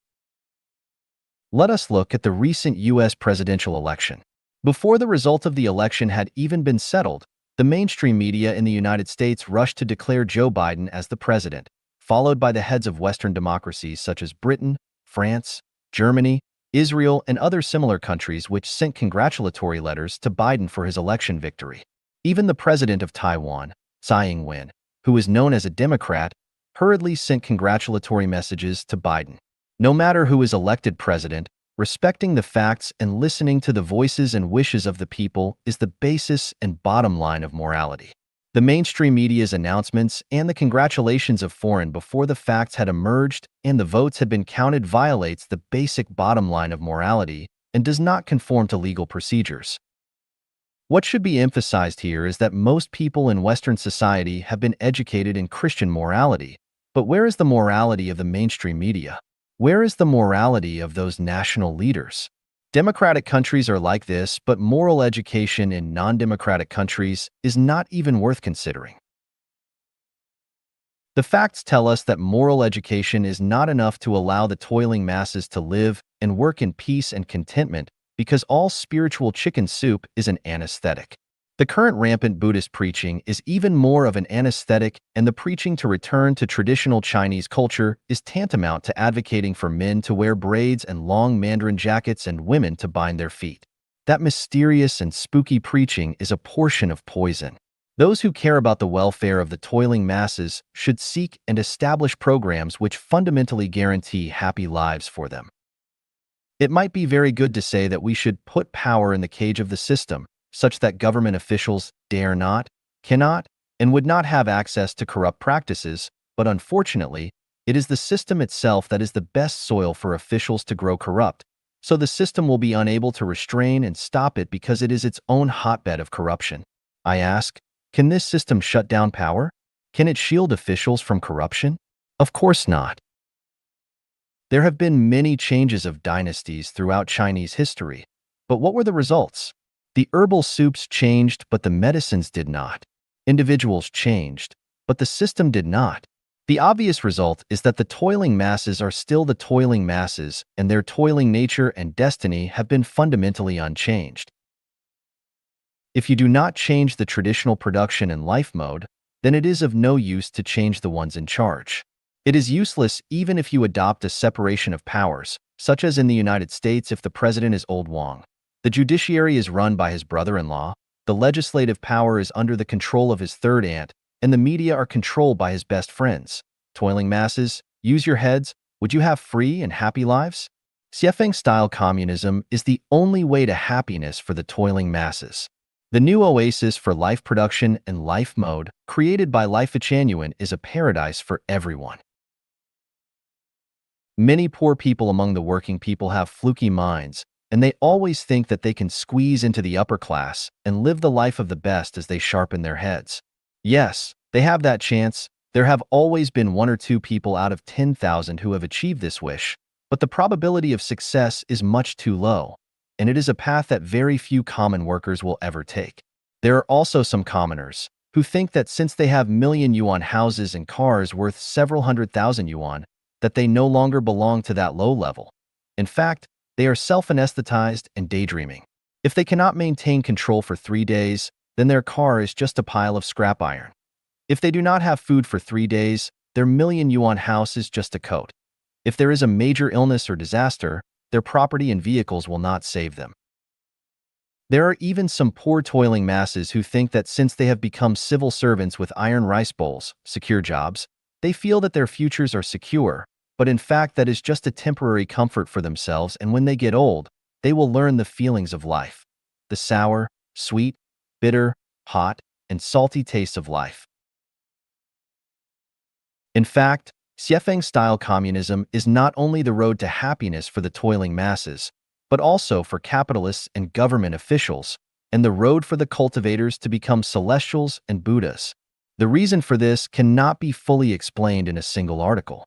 If you have any doubts, please ask those who have lived and experienced Xiefeng-style communism. They can answer you. Remember this.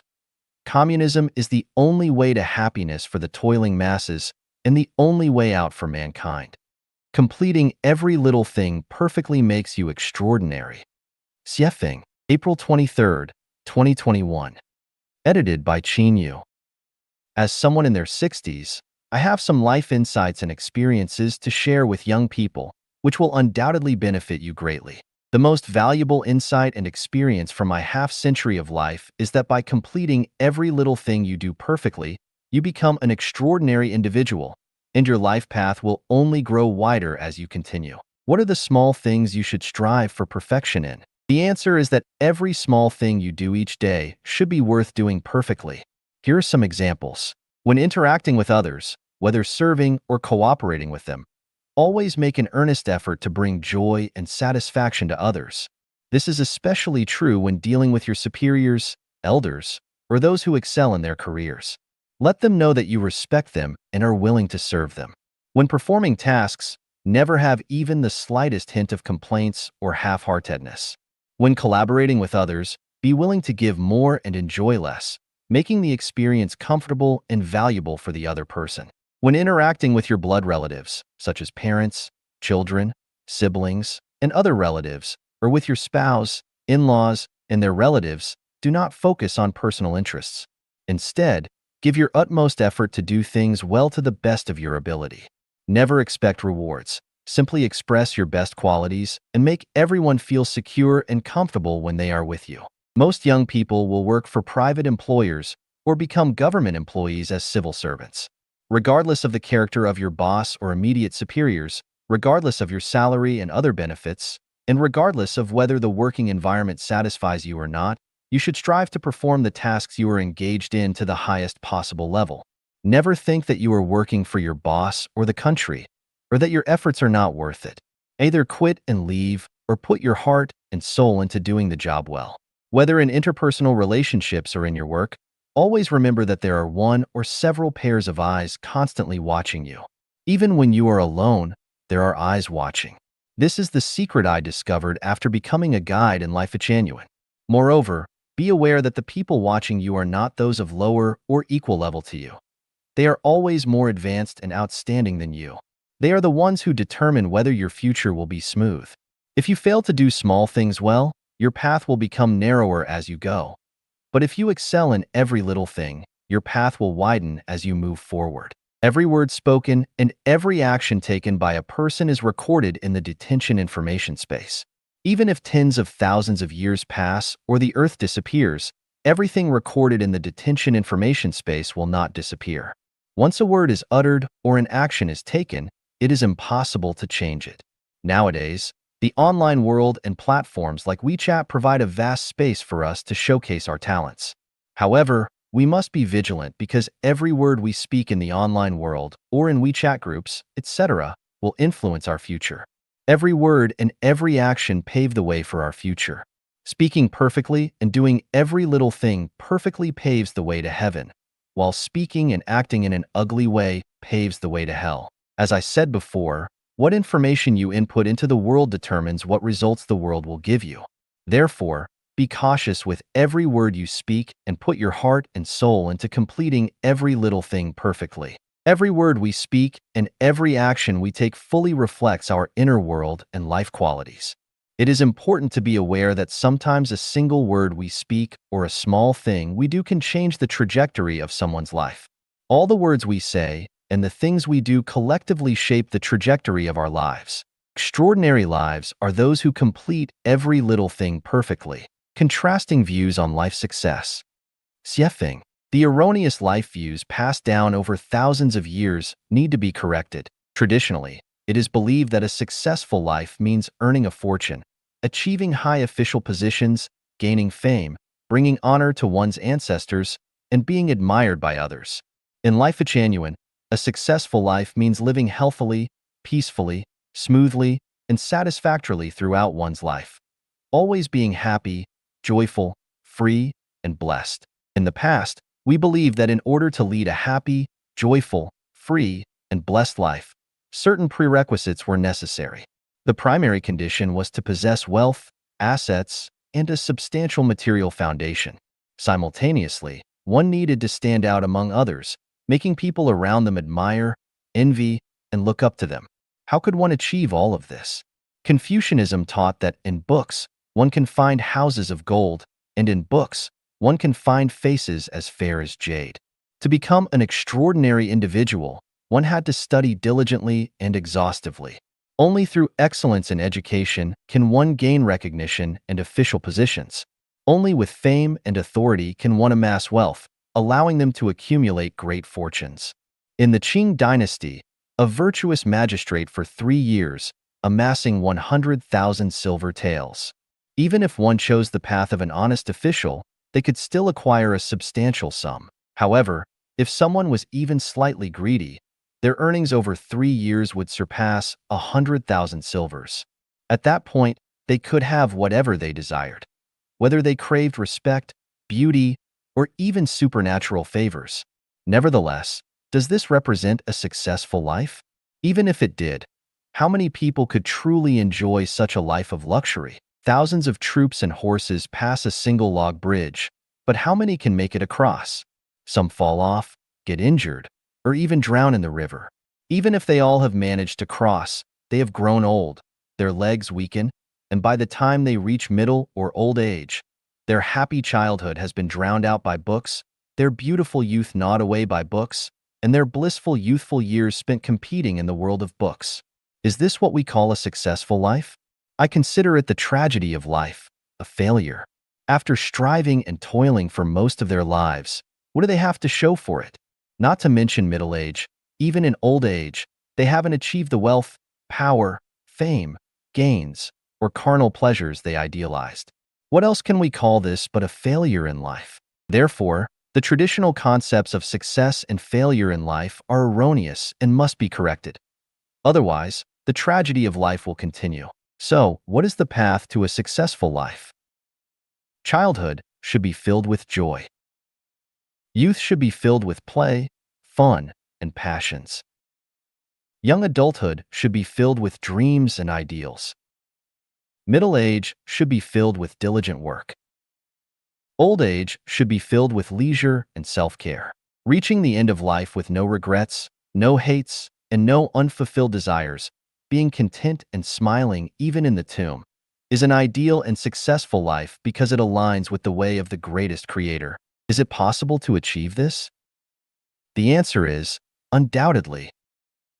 Where is this path? Answer: it can be found in the second home created by Life Genuine. Current crises faced by humanity. Xiefeng. Translated by Tsong Long. The crises faced by humanity has been long-standing. There had been warnings in Bible, Quran, and the Book of Earth Mother of Buddhism.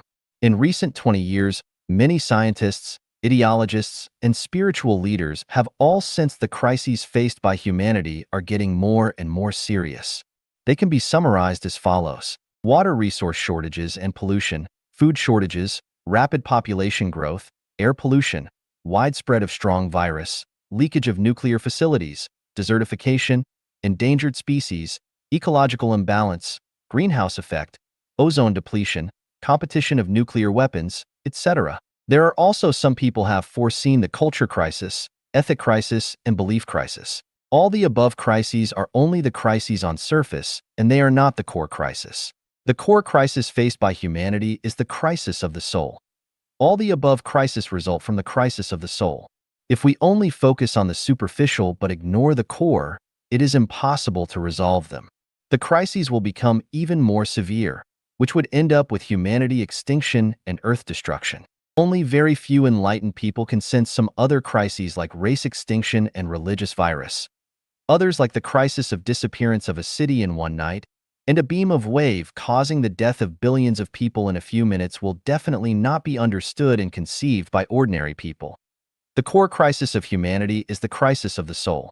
Humans can hear, listen, smell, taste, and sense spiritually because they have eyes, ears, nose, tongue, body, and consciousness.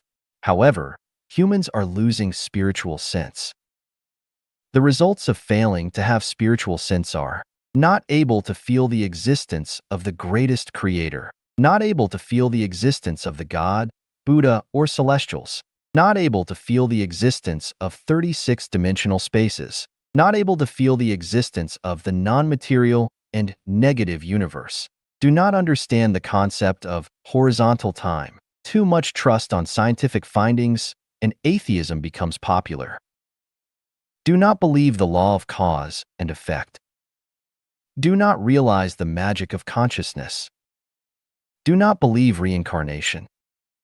Self-centered and arrogant. If a man loses the spiritual sense, he loses spirituality, and as a result, he will not be able to have a perfect human nature. His thoughts are prisoned in three-dimensional space.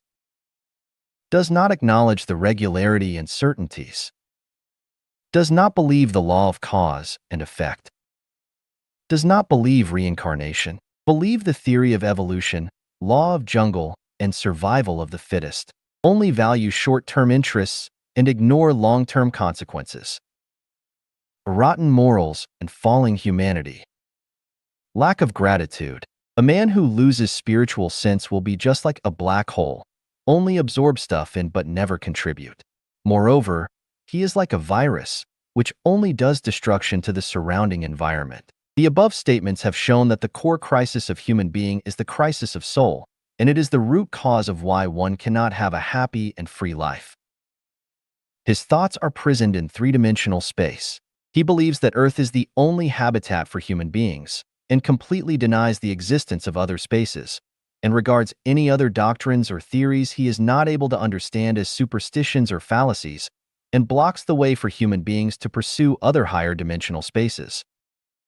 Does not acknowledge the regularity and certainties. He sees many phenomena as accidents, and doesn't realize that all natural disasters are caused by unconsciousness. Does not believe the law of cause and effect. He attaches too much weight on win and loss, uses any means to achieve the goal, and ignores the effects that will cause in later lifetimes. Does not believe reincarnation. He thinks that death is the end of life. So does anything as she pleases without conscience, and regards fame, wealth, and power as the symbols of a successful life. Apply the theory of evolution in human society. Believe law of jungle, survival of the fittest. He stops nothing to achieve his goal, which may include making miseries to other people, polluting rivers, bullying the kind, lying, and deceiving. Only value short-term interests and ignore long-term consequences. Use competition as primary means to promote social development, therefore, making nuclear and biological weapons, frantically developing heavy industries that damage environment, predatory exploitation of resources, and treating all people as potential rivals or enemies. Rotten morals and falling humanity. He does not respect God, Buddha, saints, and sages, and does not respect his teacher, father, and brother. He is violent, used to cheat, and not shameful of his behaviors. Lying, bullying the weak, abusing women, killing people. He does all evils. Just like what described in the ancient Chinese book Tractate of the Most High One on Actions and Consequences, Tai Sangan Ying Pan. The crimes of the wicked.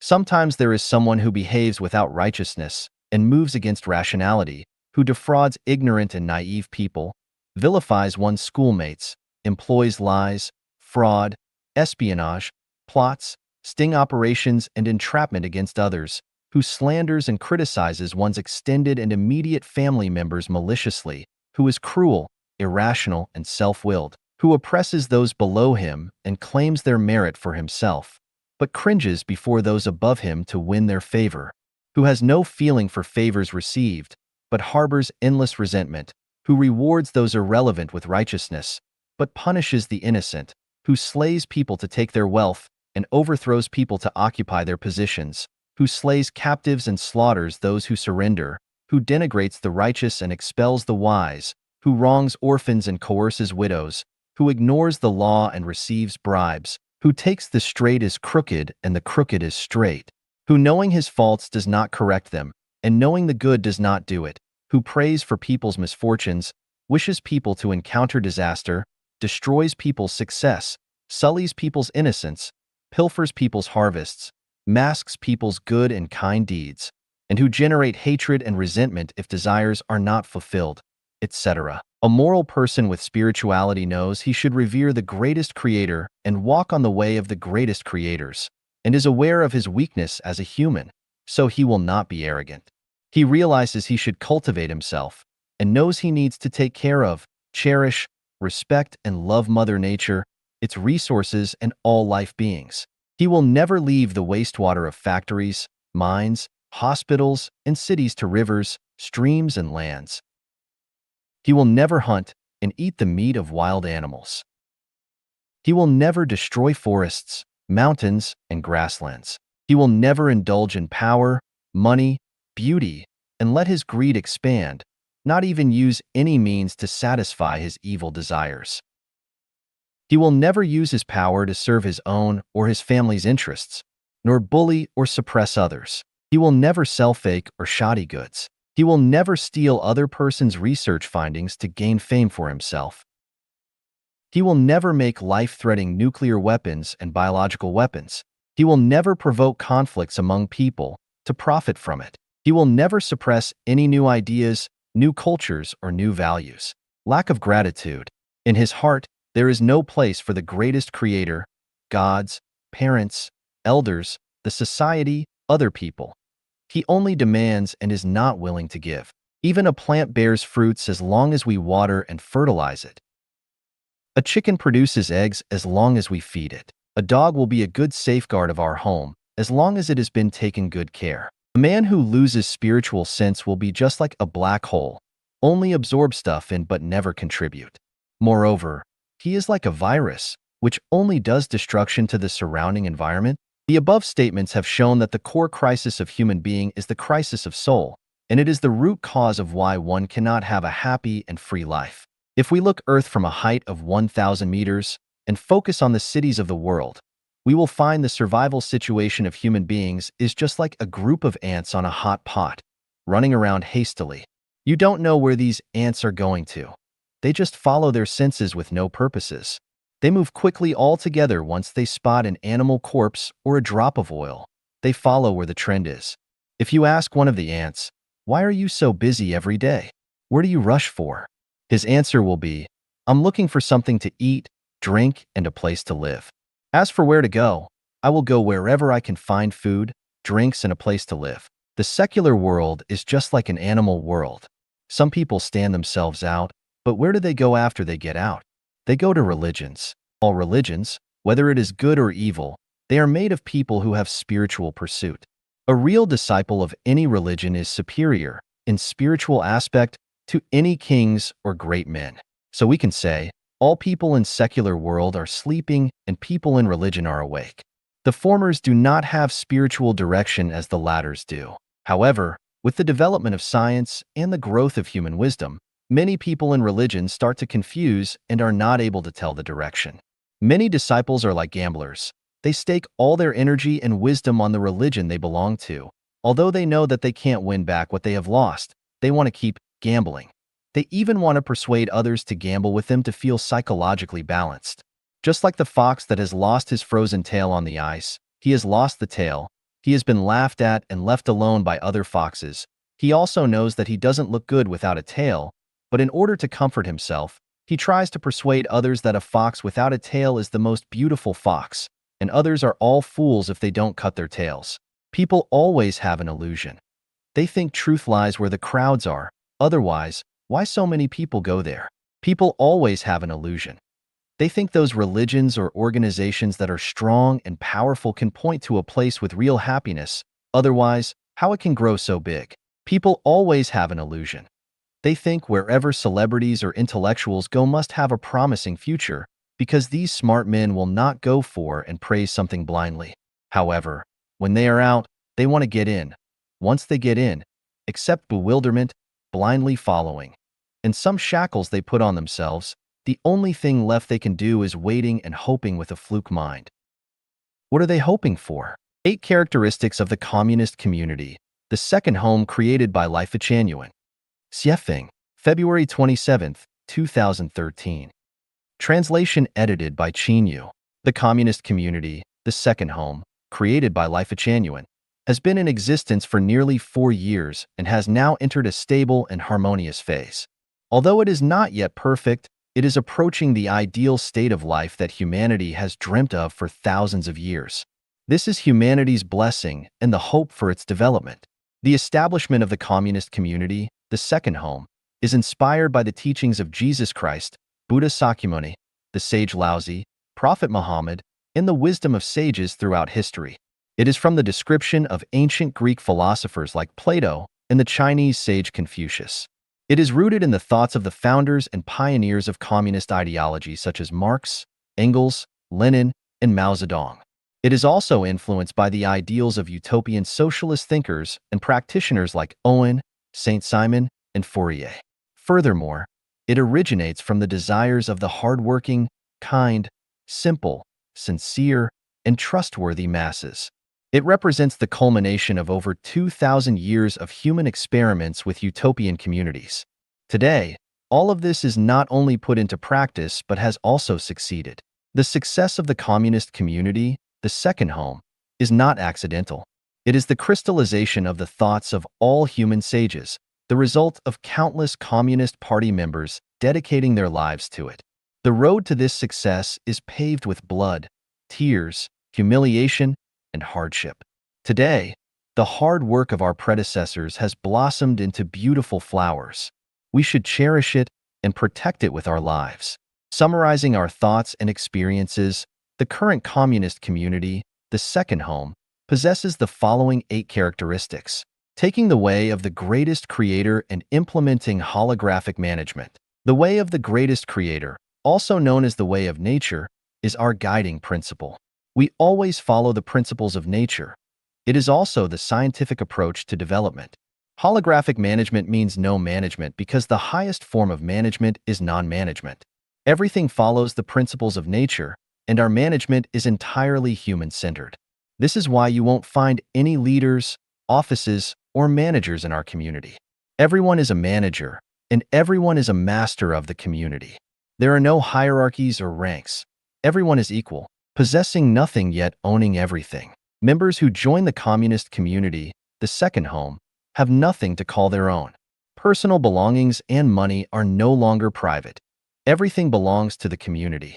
Each person can enjoy everything the community has to offer as needed, without extravagance or waste. Everyone working to the best of their abilities, asking for and taking only what they need. Everyone has different abilities and strengths. In the Second Home, as long as each member puts in their best effort every day and does the work they are capable of, it is enough. We do not require uniformity, and no one is forced to do tasks beyond their capabilities. Everyone's needs are met without any allocation issues. Having no marriages or nuclear families. Marriage and families are the breeding grounds for selfishness, sources of distress and pain, and the root causes of endless resource exploitation and waste.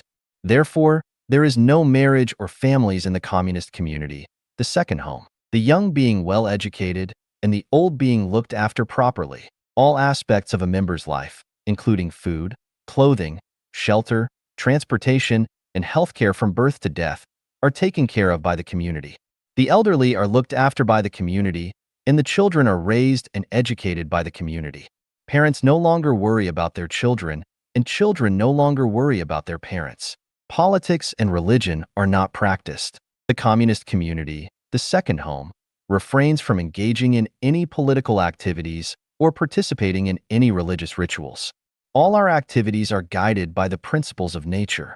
We do not practice idol worship, nor do we celebrate holidays or perform rituals with political or religious connotations. We cherish nature and strive to protect insects, birds, animals, and the environment. All members engaging in physical labor regardless their backgrounds. Once someone enters the communist community, the Second Home, everyone is equal. There are no hierarchies, and we don't care about a person's background. Whether you are a PhD or illiterate, rich or poor, scholar or shepherd, high-ranking official or commoner, male or female, white or black, everyone becomes a laborer. Regardless of one's background, we only value the present moment. Being flexible, acting tactfully, and bending according to the situation. The community operates on the principle of least resistance, where all affairs should be handled flexibly in accordance with the principle of keep the main but change the others according to the situation.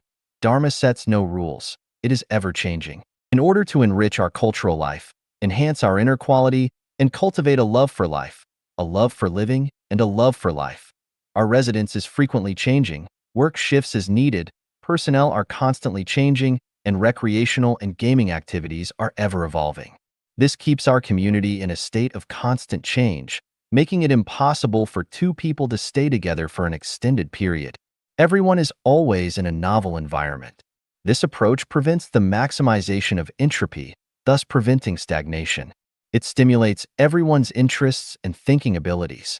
This approach also prevents the formation of cliques and warlordism, ensuring the eventual formation of a harmonious global family. These 8 characteristics are the distinctive markers that set the second home apart from other societal production and living methods. In addition to these, the communist community has many other characteristics.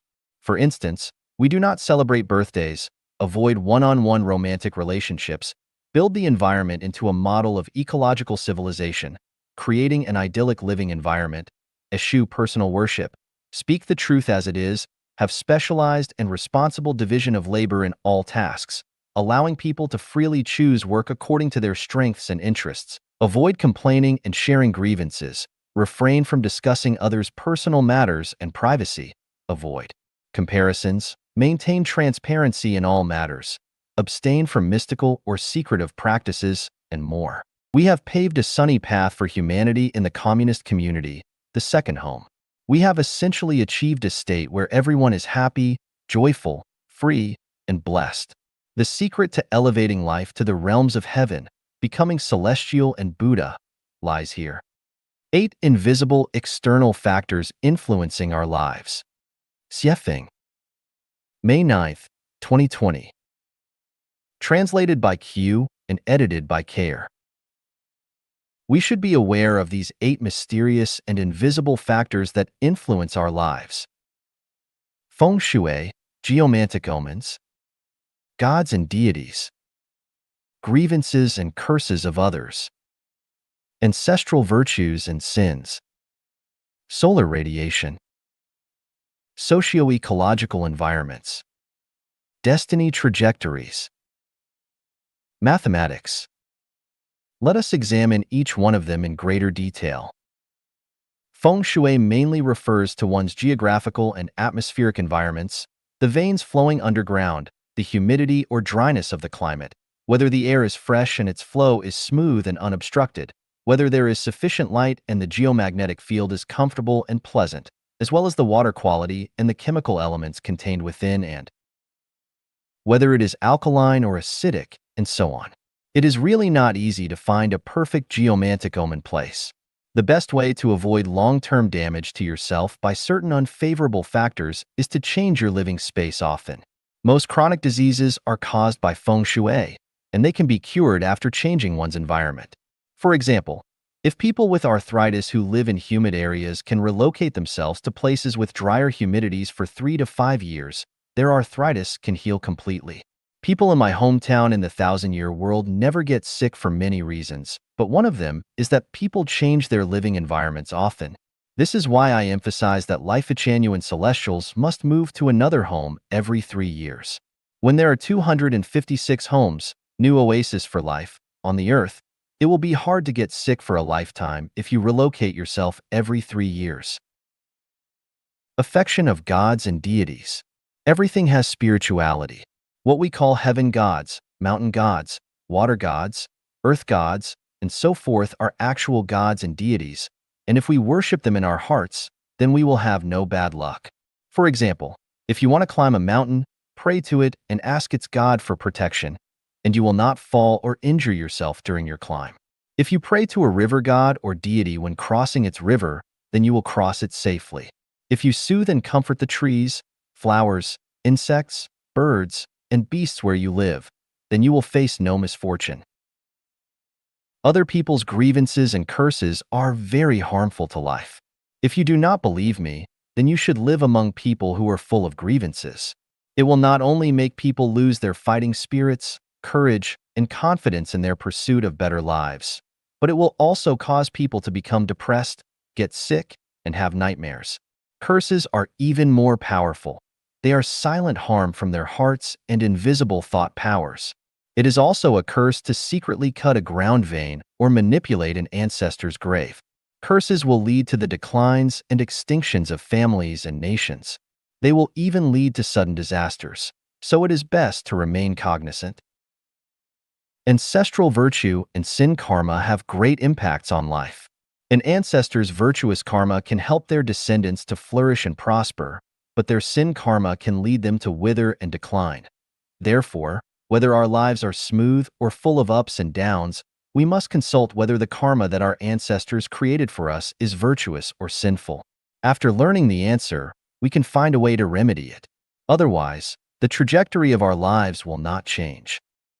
Solar radiation. People whose ancestors lived in or near the tropics tend to have darker skin, while those whose ancestors lived closer to either of Earth's poles have lighter skin. This is caused by the amount of ultraviolet solar radiation that is present. We need to be exposed to the right amount for proper vitamin D production, neither too much nor too little. The amount varies with our latitude, and we can often change it to alleviate the damage of insufficient or excess ultraviolet solar radiation. The socio-ecological environment is crucial to the formation of human personalities and consciousnesses.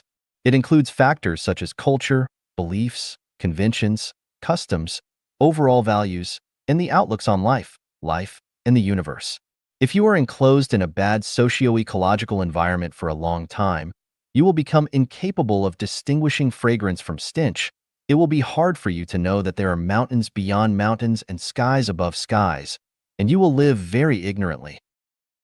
The trajectory of fate is an invisible binding force created by people's previous lives' merits and demerits, as well as an invisible manipulating force.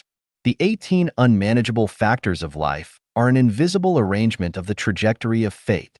Why am I so lucky or unlucky? Why have I met such a noble or unreasonable person? And other such questions are established arrangements along the trajectory of fate. To change that, to resolve or continue your trajectory of fate, you must self-cultivate and self-refine. The influence of mathematics is mysterious. Symmetry and proportion are very important. To be symmetrical and proportional, you must work hard on the math. The figure of the golden section looks beautiful, and this is caused by perfect symmetry and the most appropriate proportions. Symmetry and proportion must follow math strictly. Math is the principle of numbers. The more symmetrical things are, the longer their lifespans, and the more symmetrical a life is, the healthier it is. Once the math falls out of balance, a life will quickly decay and die, and it also becomes easier to suffer from nature. Therefore, how high a house should be, how big its doors and windows should be, how far or close it should be to the neighbor's house, how many sets of clothes and shoes should be stored in its closets, how high its tables, stoves, and windows should be, on which dates you can go out for trips or important meetings should be held, on which date the construction of the house should be started, how many plates, forks, and chopsticks should a family have, how big your house should be, and so on, are all in the math. If the math is suitable, then everything will go well, but if it is not, then everything will go against your will. There are 64 factors that affect people. The permutations and combinations of them are astronomical figures. As a person, it is hard to attend to one thing without neglecting another. The simplest method available is to follow the way of the greatest creator, the path of life genuine. 8 Truths by which to lead a life. Xiefeng. Edited by Care. Living in this world, we need to understand why we do and how we should, or we will live an unclear and muddled life. For every road on the trip ahead, there must be a destination, and different ways of living will ultimately afford us different views and lead us to different destinations. As a messenger of the greatest creator, the incarnation of gods, Buddha, celestial beings, saints, and the guide for human spirits and souls, I propose the following 8 truths by which to live. Please examine and consider them, and choose whether they make sense and whether they can benefit you. Rivers have sources and trees have roots. People have parents and celestial beings have ancestors. Everything has its origin, and all effects have their causes. Rivers will run dry without sources, trees will wither without roots, people will scatter without parents, and celestial beings will fall without ancestors. Therefore, in living a life, we have to connect our souls to their source to be clear and to gain eternity. The source of everything is the greatest creator, and we, our lives within our life, should always keep the greatest creator in mind and live in accordance with the will of the greatest creator. In this way, our life can reach a wonderful destination in the end. Life is a short journey of life in the mortal world which begins when we are born and ends when we die. You were there before you were born and will still be there after you die. Birth and death are only life phenomena, and not the beginning and end of life. So it is very important to learn from where you came and to where you are going. The mortal world is a transition between different levels and different types of life. Passengers traveling in all directions will transit through this mortal world and stay for periods of time, whether they will ultimately ascend or descend. Therefore, the mortal world is populated with all levels and all types of life. Gods, Buddha, celestial beings, saints, goblins, devils, ghosts, monsters, and demons all exist in the mortal world, and as such, anyone's life trip can be misdirected by only slight miscalculations. We must therefore sharpen our eyes and be weary of the negative influences in life. Everything in this world exists within the unity of opposites, and the result of it is always neutral. That is, the amount of positive and negative energy in the universe is always equal. What you have paid and what you have gained are always equal. This means that what one gets and what they give within a lifetime are equal. If you gain more, you must pay more. And if you pay more, you will gain more. If someone pays a lot in their life stage but gains little, then their extra payout will await them in the bank of heaven. But if one gains more than they pay in this life stage, then they will owe a debt which must be and can be paid off in many different ways, such as becoming a cow or a horse in the next life, or becoming a chicken or pig and being slaughtered and eaten, or working for others, or even falling into the lowest space of life and having to withstand great stress, pain, and hardship. Therefore, we should try our best to pay more and gain less in this stage of life, because no one can enjoy more than enough blessing, and they must know when to stop. We can become enlightened from nature. That is, each life needs to live to its fullest and live itself out. Only thusly can this world be colorful and wondrous.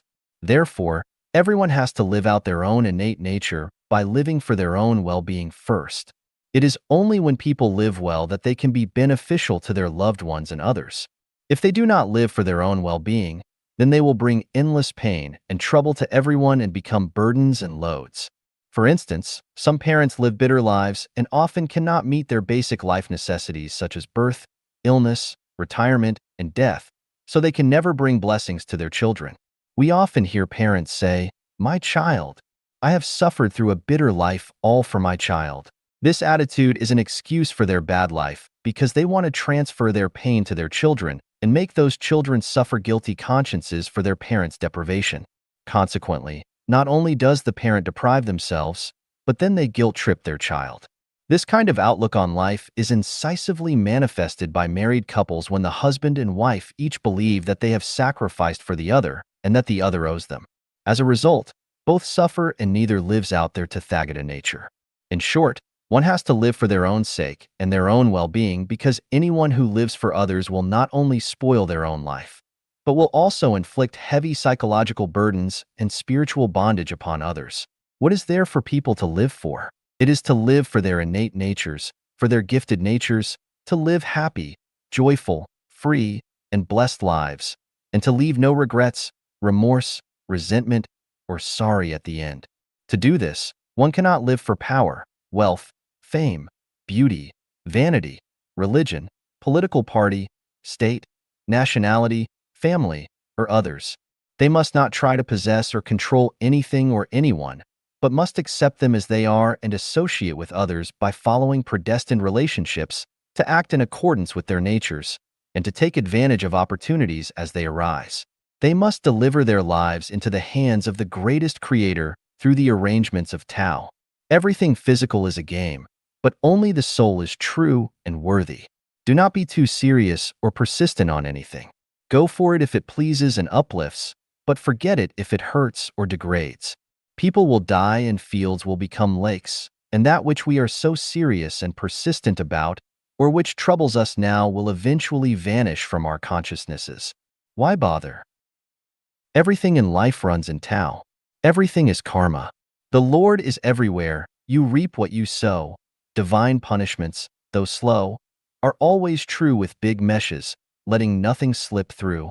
Therefore, we must lead honorable and upright lives which are centered on sincerity, kindness, beauty, love, faith, and honesty. No one should be stealthy or talk about spirits, deities, fortunes, or disasters. A good conscience knows no fear.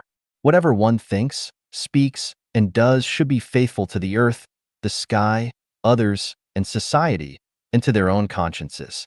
In this way, their life journey will become smoother and more comfortable as time goes on. Their life's future will also be smoother and more beautiful. Just do ordinary, simple things within the capacity of your lifetime. Be content to be ordinary and do not pursue the extraordinary. Settle on doing more small things and avoid attempting big things.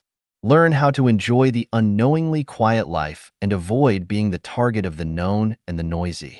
1,000 miles can be covered by constant small steps, and rivers and seas are filled where small streams gather.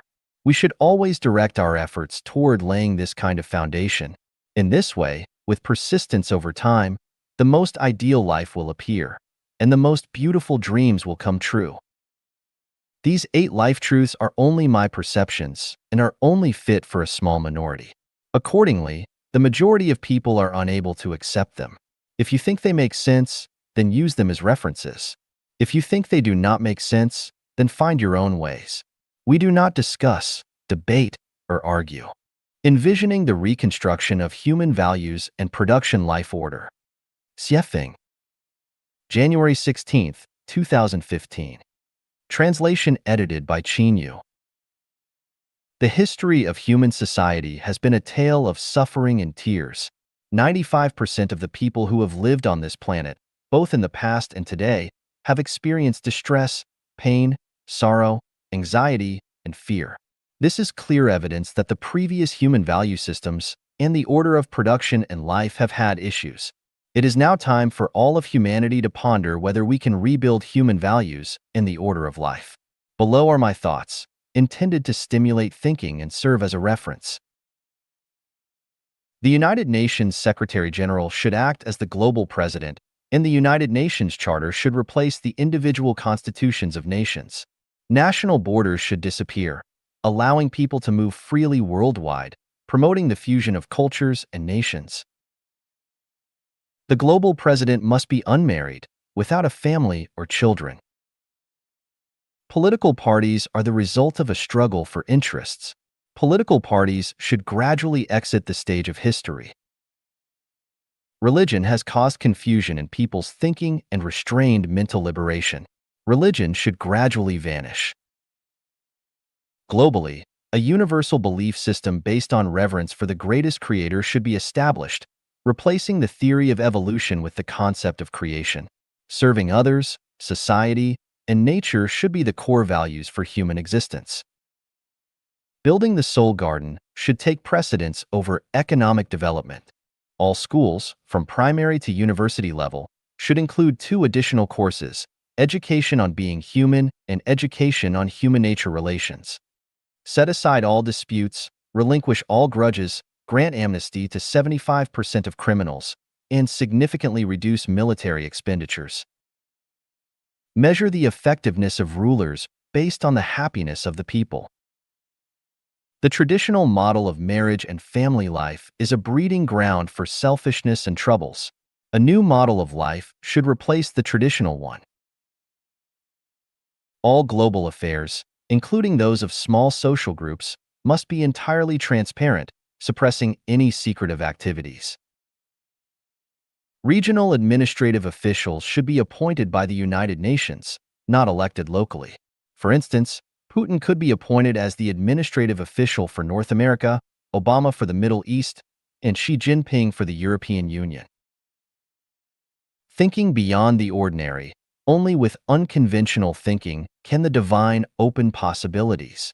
Only extraordinary thinking can illuminate a path for humanity and bring about world peace and happiness for all. Is it challenging? Not really. Human wisdom is more than enough to overcome any challenges and realize the beautiful ideals that humanity has longed for. To implement this grand vision, I already have a concrete plan. This plan will not lead to chaos in the world. On the contrary, it will lead to a well-organized transition. Hating the wealthy will lead to poverty. Xiefeng, philosophy tells us that the principle of unity of opposites is universal in the universe. For everything, there exists something that is its opposite. If there is an up, there must be a down. If there is beauty, there must be ugliness. If there is wealth, there must be poverty, and so on. This existence of opposites is not only reflected in the external world, but also within ourselves. It means that within the same person, there can also be opposing aspects. For example, if you dislike wearing clothes, then you can only be naked. If you dislike the truth, you can only live in falsehood. If you dislike men, you can only become a woman. Therefore, if you hate the wealthy, you will inevitably head towards poverty. From this, we discover a pattern. Things tend to move towards their despised opposite. Based on this pattern, we can draw the following conclusions. If you hate heaven, you will move towards its opposite, hell. If you hate hell, you will move towards its opposite, heaven. If you despise landlords, capitalists, and the wealthy, then you will move towards being a poor farmer, a wage laborer, or a beggar. If you despise violence, you will move towards peace. Likewise, if you despise peace, you will move towards violence. If a country eliminates all the rich people, that country will inevitably move towards poverty. If a country despises civilization, it will move towards ignorance and backwardness. If all members of a nation respect, admire, and protect the wealthy, that nation will move towards prosperity and strength. On the contrary, if everyone discriminates against, insults, and suppresses the wealthy, that nation will move towards poverty, backwardness, and weakness. Likewise, if a nation, a country, despises nations and countries that are wealthier and more civilized than itself, that nation and country will inevitably move towards poverty, isolation, backwardness, ignorance, and barbarism. From this, we can draw another conclusion. You will move towards what you like. If you like cleanliness and tidiness, you will get rid of filth and messiness. If you like wealth, you will overcome poverty. If you like saints, you will transcend being a laity or mortal. If you like freedom, you will break free from the shackles of slavery. If you like heaven, you will escape the engulfment of hell. Our reality is created by our consciousness. A consciousness of poverty can only create a reality of poverty, and only a consciousness of wealth can create a life of abundance. Just look at Israel and Japan, and then look at Zimbabwe and Venezuela. The logic is evident. Do you want to live in heaven? If so, you must first have the consciousness of heaven. How can you have the consciousness of heaven? Take a look at my descriptions of the 1,000-year world, 10,000-year world, and the Elysium Celestial Islands continent. With those descriptions, you can have the consciousness of heaven. If you don't believe in my description of heaven, then look at the production and living scenes in the real second home on earth. They can also nurture the consciousness of heaven. Without the consciousness of heaven, no matter how much you practice or strive, you will never reach heaven. In conclusion, hating the wealthy will lead to poverty. Consciousness determines one's present situation and future. Here, corruption, malfeasance, kidnapping, extortion, drug use, and gambling have been eradicated. Dayform Buddha. Number 10, 2022. Edited by Qin Yu. On the beautiful and diverse blue planet Earth, there is a place that can be called a paradise on Earth. Children here will not get lost, let alone be abducted. The elderly does not have pensions, yet they can enjoy their later years in peace. Young people do not worry about buying houses because there are homes available, and they are never afraid of unemployment as there will always be jobs. Middle-aged individuals do not need to consider buying cars because there are people to provide transportation. Children can go to school without their parents spending a dime, ensuring comprehensive and healthy development of their morality, intelligence, physique, spirit, and mind. Women are respected everywhere and completely freed from the burden of household chores. Even if penniless, they will receive meticulous medical treatment if they fall ill. Gambling has been eradicated here. No one engages in gambling, as there is no market for it. Drug use has been eradicated here. No one takes drugs, and external drug dealers have no way to bring drugs here for sale. No one steals here because there is nowhere to hide or place stolen goods. Kidnapping and extortion simply do not occur because there are no targets to be kidnapped. What would one extort? Not even a drop of oil. The ugly phenomenon of rape cannot happen here. It is unnecessary and, more importantly, people are too afraid of the severe consequences. Official corruption, bribery, and malfeasance have been eradicated because there are no officials, and no one will offer bribes. There is no soil for corruption to take root. This place is the second home, a new mode of human production and life that has been built and successfully operated for 13 years by Xiefeng, the guide of Life Changyuan, along with a little over 2,000 Chanyuan celestials. How to break free from mental fallacies, Part 1. Xiefeng, those who focus on the outcome of life are the most unfortunate, while those who enjoy the present are the most carefree.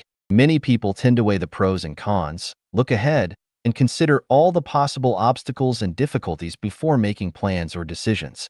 I want to say that this is a mental fallacy and a mindset that leads to a pessimistic life. For example, if a couple planning to get married knows that they will divorce 10 years later, they might choose not to get married at all, and even if they do get married, their days will not be as sweet. On the other hand, if they are unaware of the future divorce, they can experience a period of sweetness and enjoy a wonderful time during their love and marriage. Suppose Life Changyuan had informed all the Chanyuan Celestials before creating the second home that no matter how many communities we build, they will eventually be destroyed by the government. In that case, would Chanyuan Celestials still have the enthusiasm and passion to create numerous communities? Would they still put meticulous effort into building beautiful and magnificent communities? Of course not. If the results were not revealed in advance, Chanyuan Celestials would wholeheartedly and passionately create communities, even if they were eventually destroyed. What would be the significance in that? Now I ask, are there any Chanyuan Celestials who regretted their decision to participate in the creation of communities? I speculate that there isn't a single one. Why is that? It's because we have experienced a way of life that 99% of humanity has never experienced during the process of creating communities. Through first-hand experience, we have come to know the existence of the 1,000-year world, and from there, we can deduce the existence of the 10,000-year world and the Elysium Celestial Islands continent. At the same time, we have experienced true happiness, joy, freedom, and bliss. As a result, our vision has expanded, our mindset has grown, our state of being has elevated, and our understanding of the current state of human society has deepened. Most importantly, our consciousness has transformed from human consciousness to celestial consciousness. This is a leap in life, a transformation, and an adventure on the glorious journey of life. Therefore, I speculate that no Chanyuan Celestial regrets immersing themselves in the life of creating communities. Therefore, we come to a thinking conclusion. Engage in life, engage in creation, but do not dwell on the difficulties that may arise during the process, and do not ponder over the outcome, because the outcome is within the process itself. If the process is beautiful, life will be more meaningful, and the result of life is bound to be beautiful. So, do not pursue the outcome of life, for the outcome of life is death. What we pursue is the result of life. When life is elevated, no matter how the process of life unfolds, it will be meaningful and valuable. Even if the government repeatedly destroys the communities we have built, we have already obtained what we were meant to obtain and will never regret it. Look at the historical figures. The outcomes of their lives are almost always unfortunate.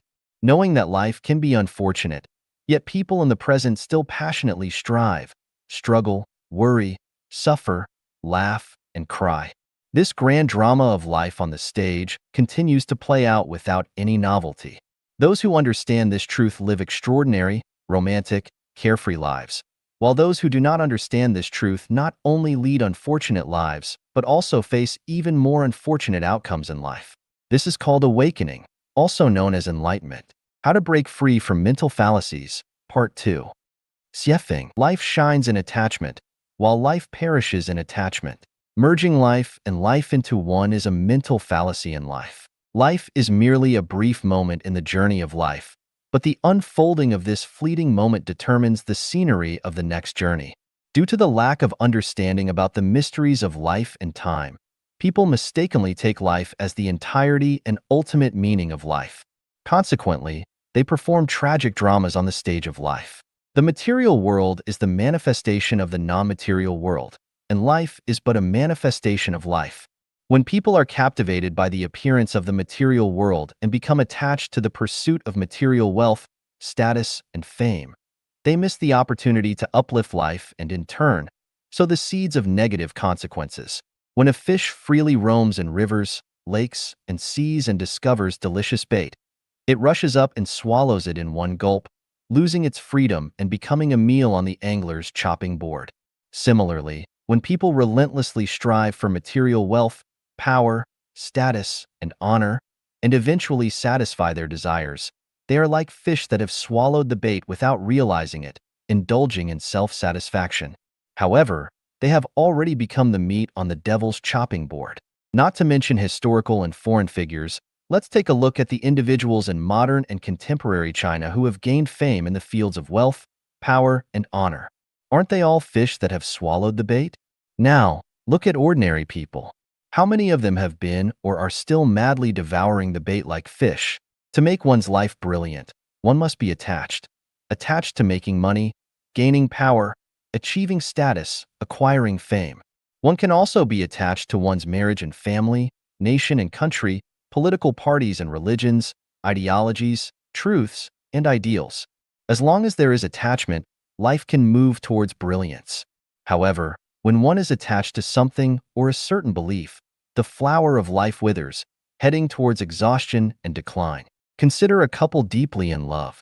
When they cannot bear to be apart, feeling like the world would collapse without each other, and believing that life has no meaning without their partner. He wants only to marry her, and she wants only to marry him. This is called attachment. This kind of attachment brings about a deeply romantic and sweet period in their lives, reaching the pinnacle of a passionate love affair. However, as time passes and the erosion of daily life begins, they gradually realize that their attachment has become a binding rope. The longer this feeling persists, the stronger it becomes. Because of excessive attachment, they neglect all the other scenery along the way. By the time they grow old, they realize that they have missed countless opportunities to appreciate breathtaking scenery. Beneath their smiling faces lies a sense of helplessness and endless lamentation. An old man descending from a mountain tells young people who are excitedly climbing up, "There is nothing worth seeing at the mountaintop. The view is even better down below." Of course, the young people do not believe him and think, "This old man just doesn't know how to appreciate the scenery." So, they keep climbing, eventually reaching the mountaintop, but also growing old. And what do they find? The old man was right all along. There really isn't anything worth seeing at the mountaintop. Consequently, one by one, these people who were once young and climbed mountains start descending. As they see the younger generation climbing with excitement, they tell them, "There is nothing worth seeing at the mountaintop. The view is even better down below." However, how could the young people believe the words of the old folks? Thus, this story of climbing the mountain continues to unfold from the distant past to the present and will continue into the distant future. In the end, we will discover that especially serious people will die due to their seriousness, and especially attached individuals will die due to their attachments. Nutritionists will die due to nutrition. Excessively clean people will die due to cleanliness. Those desperately seeking longevity will die prematurely in pursuit of longevity. Those who aspire for political power will die due to political power. Those pursuing wealth will die due to wealth. And those scheming to attain power will die due to power. The list goes on. So, where is the best path in life? Take things as they are, associate with others by following naturally come-and-go relations, act in accordance with one's intrinsic nature, and take advantage of opportunities as they arise. Let go of attachment. This is the best path in life, and it also aligns with the path of the sublimation of life. Breaking free from mental fallacies. Part 3. Jiefeng. Life is enriched through possession, while life withers through possession. When people travel by train, they buy a ticket, enter the station, board the train, travel for a distance, disembark, and exit the station. Simple and effortless. Rarely does a passenger want to buy and possess the train they are traveling on, nor do they wish to stay on the train indefinitely. Why don't passengers want to buy and possess the train? Because it is unnecessary and ownership would become a burden. Likewise, people do not desire to possess commercial airplanes or large cruise ships because they are merely using them for one journey. Perhaps they will only use them once in a lifetime. So why invest time, energy, and money to own them? However, the fallacy lies in the fact that despite knowing we are merely traveling through this earthly realm for a short period, where everything on earth is not worth possessing and even if possessed, it will eventually have to be relinquished, why have humans tirelessly racked their brains over what to possess? Why are they even willing to pay the price of their own and others' lives to possess illusory dreams along their journeys? Let's assume we have 1 million in cash.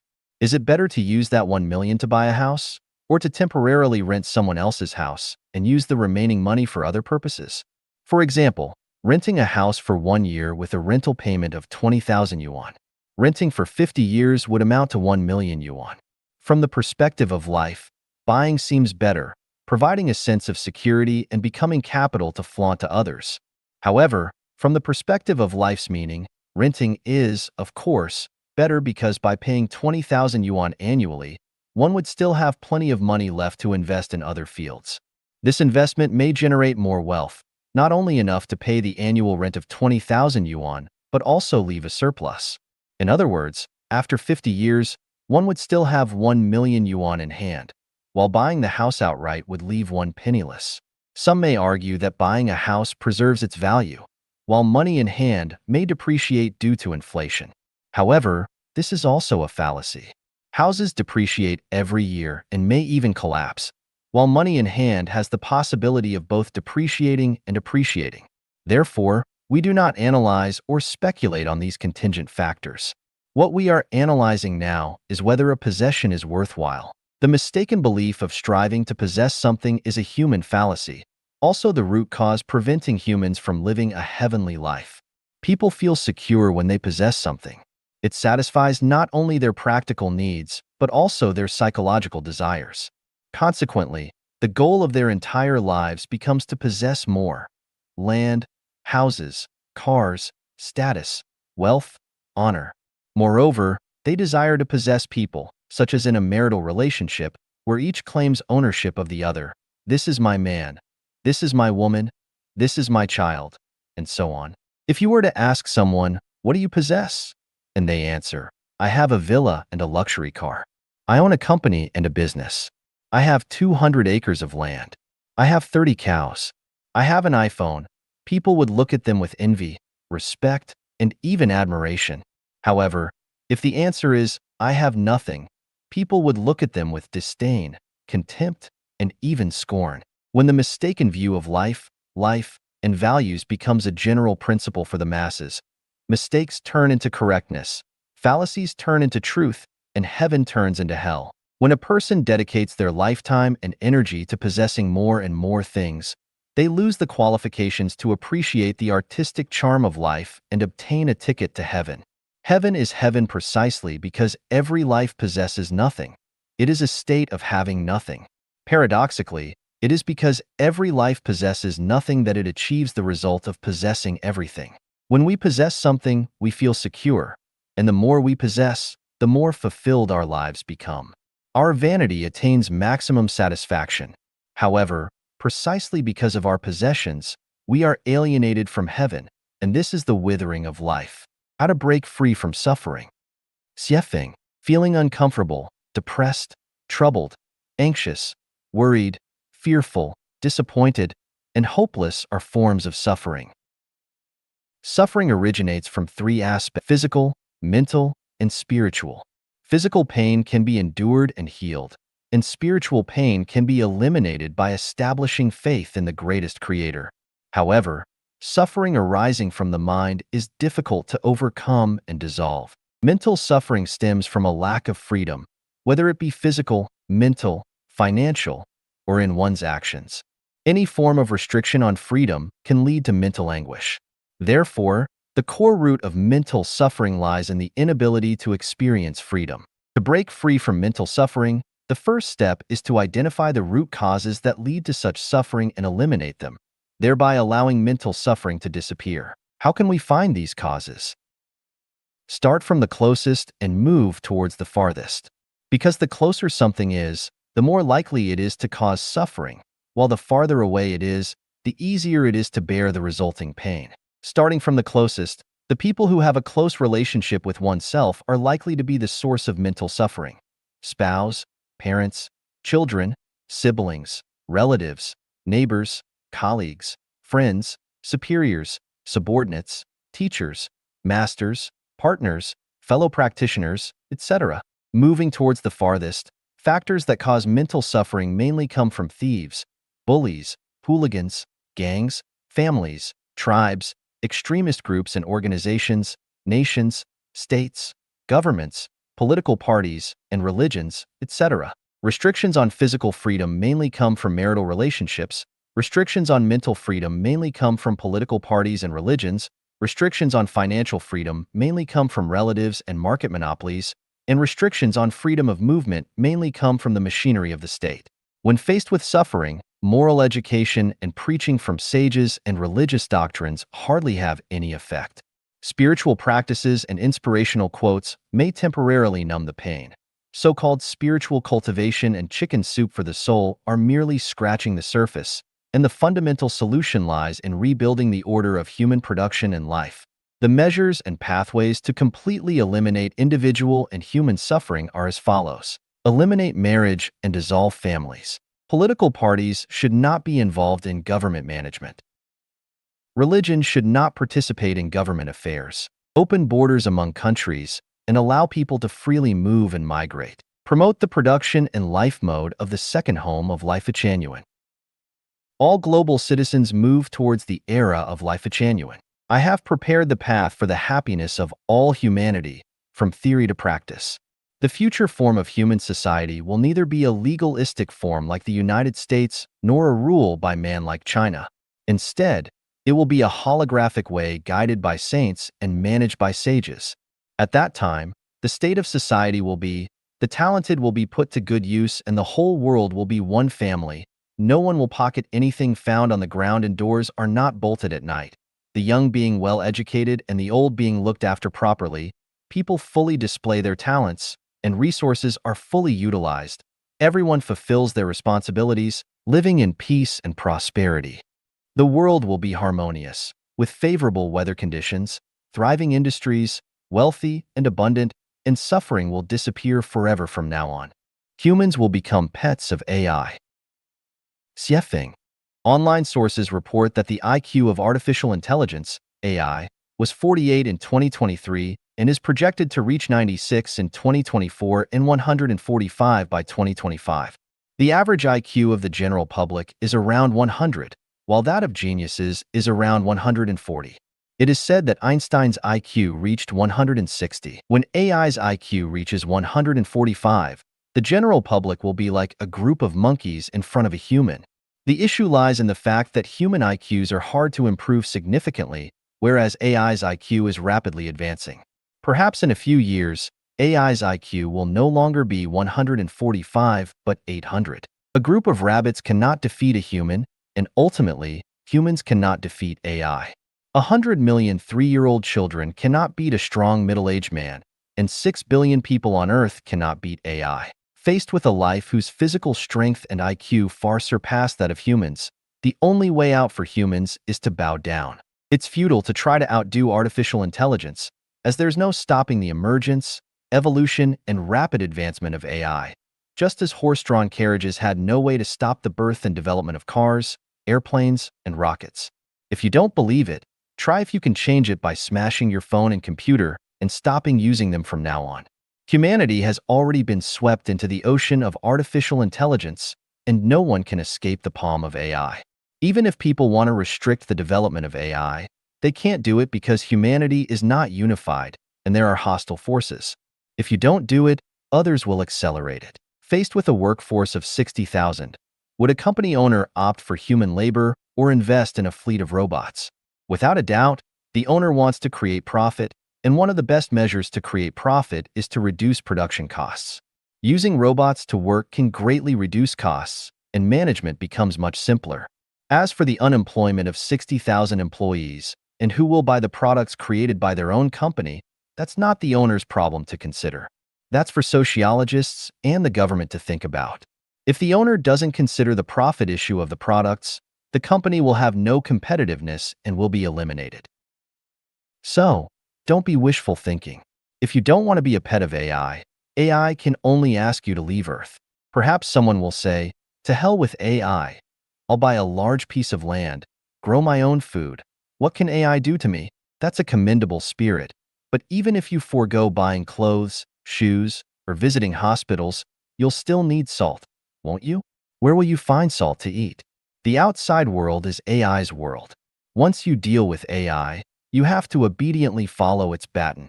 If you don't, you won't get salt. When a life's IQ and physical strength far surpass ours, our only way out is to cooperate with it, and to cooperate closely.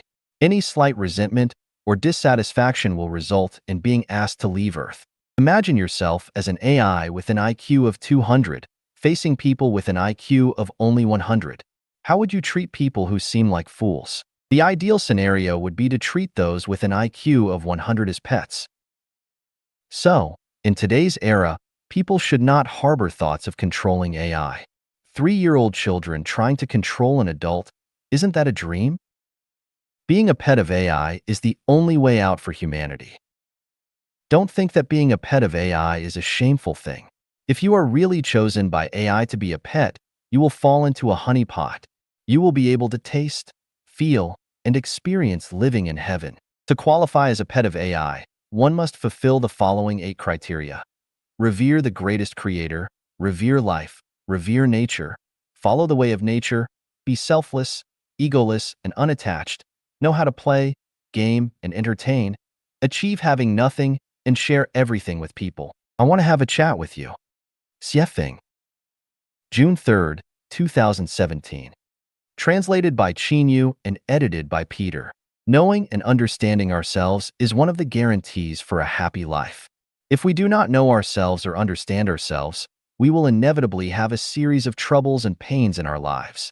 And we will attribute these troubles and pains to the outside world and others, instead of ourselves. A king or a beggar, who is freer and happier? The answer is, whoever knows and understands himself is happier. When a person vents grievances, it is from a lack of knowledge and understanding of himself. When a person blames others, it is from a lack of knowledge and understanding of himself. When a person feels his talents are unrecognized, it is from a lack of knowledge and understanding of himself. The world is still the same. The world is faultless. All faults lie within ourselves. If a person is revered and respected by others, that's because he is valuable to people. When he loses his value, no one will revere and respect him. This is not only a cruel reality, but also the law of justice in the world. Therefore, if we want to always get people's reverence and respect, we must maintain our own value. When we have no value to people, we must be ready to bear the indifference and cruelty of the world to us and bear the boundless isolation and loneliness in our hearts. People all live in circles. Some circles are small, and some are large. This is like a WeChat group. A dozen or hundreds of thousands of people is a circle, and 2 people is also a circle.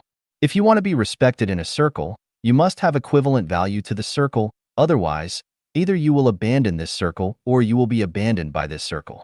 For example, there are 3 people in a circle. Zhang San has a carrot, Li Si has a banana, and Wang Wu has a cucumber. Then, the people in this circle are basically equal. This circle is relatively harmonious and warm, and their friendship will also be lasting.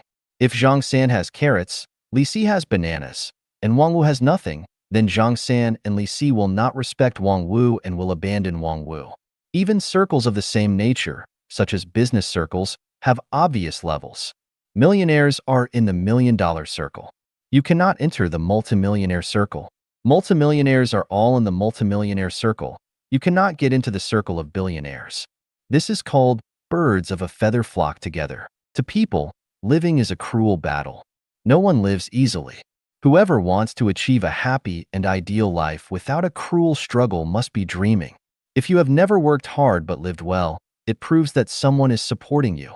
Once you lose the person supporting you, you will enter a state of misery. In order to avoid entering a state of misery, you must always struggle. Never be careless and live in a muddle-headed way. Do not think about enjoyment, but about giving and dedication. Only in this way can you hope to get the happy life you yearn for. Do what you can do. Do not expect to do what you cannot do. If you cannot do well at what you can do, there is no doubt that you won't do well at the things you expect to do. Ask yourself often, what have I done well? What have I done that I can be proud of? Do not dislike the trivial and simple things. A person's talents and great qualities are reflected in the simplest and smallest things. If you do small things well, you can do medium things. If you do medium things well, you can do big things. And if you do not even do small things well, can you do medium and big things? Even ghosts won't believe this. Be proactive, not passive. As a child, do not always hope that your parents will arrange everything for you.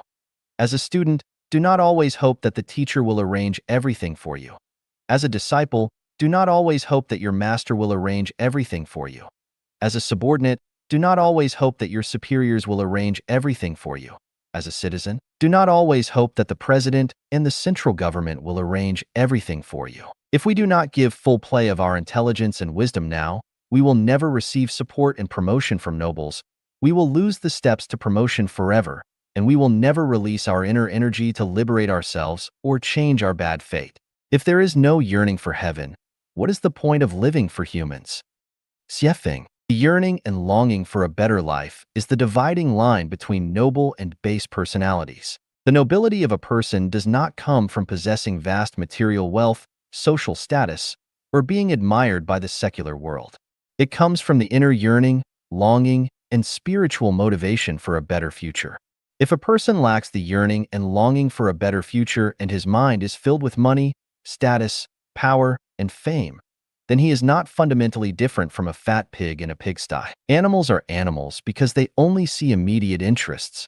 Humans are humans because they have the yearning, longing, and pursuit of a better future.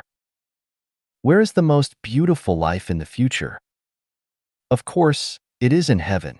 If there is no yearning for heaven, what kind of life can humans live? Exaggerating a bit, they can live like maggots crawling on a pile of rotting flesh. Some people say that heaven does not exist. If this perception is correct, then tomorrow also does not exist.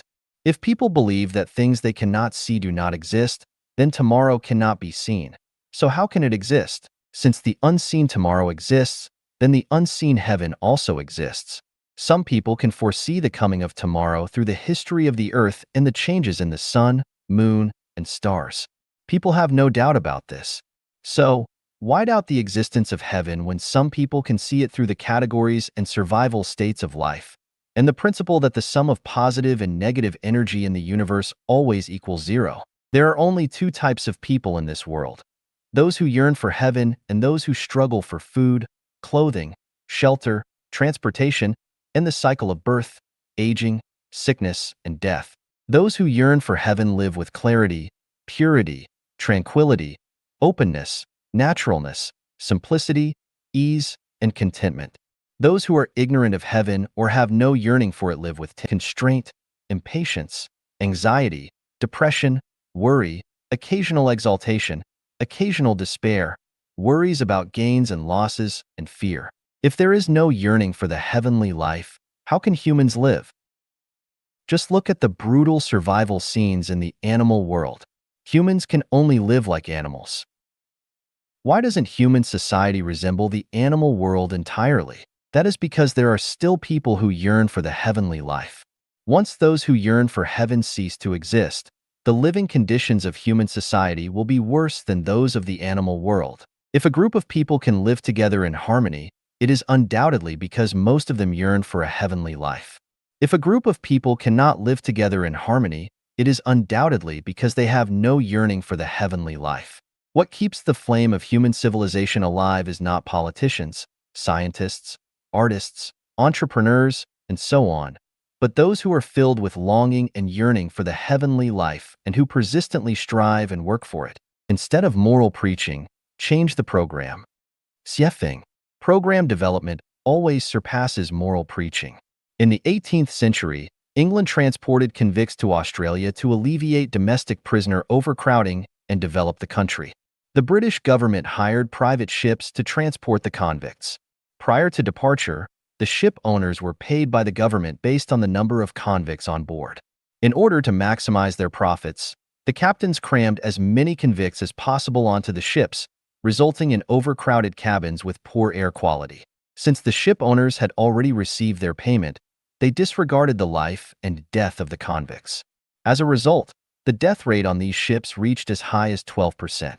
One ship, for example, carried 424 convicts, of whom 158 died during the voyage. To reduce the mortality rate, the British government dispatched government officials on each ship to supervise the transportation process. They also set mandatory standards for the convicts' living conditions and provided doctors to accompany them. What happened next? In pursuit of their own interests, the ship owners bribed the supervising officials and doctors. Those who refused to accept bribes were either thrown into the sea or killed by other means. Consequently, the death rate among the convicts remained high. Eventually, the government changed the payment procedure. Instead of paying based on the number of convicts boarded, they started paying based on the number of convicts safely delivered to Australia.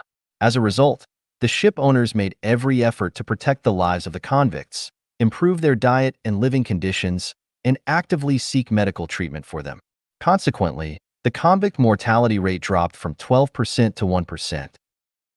This is the effect of changing the program. If a certain state is persistently bad, then one should not rely on moral preaching to solve the problem. Instead, consider changing the program. Once the program changes, the state of chaos immediately disappears.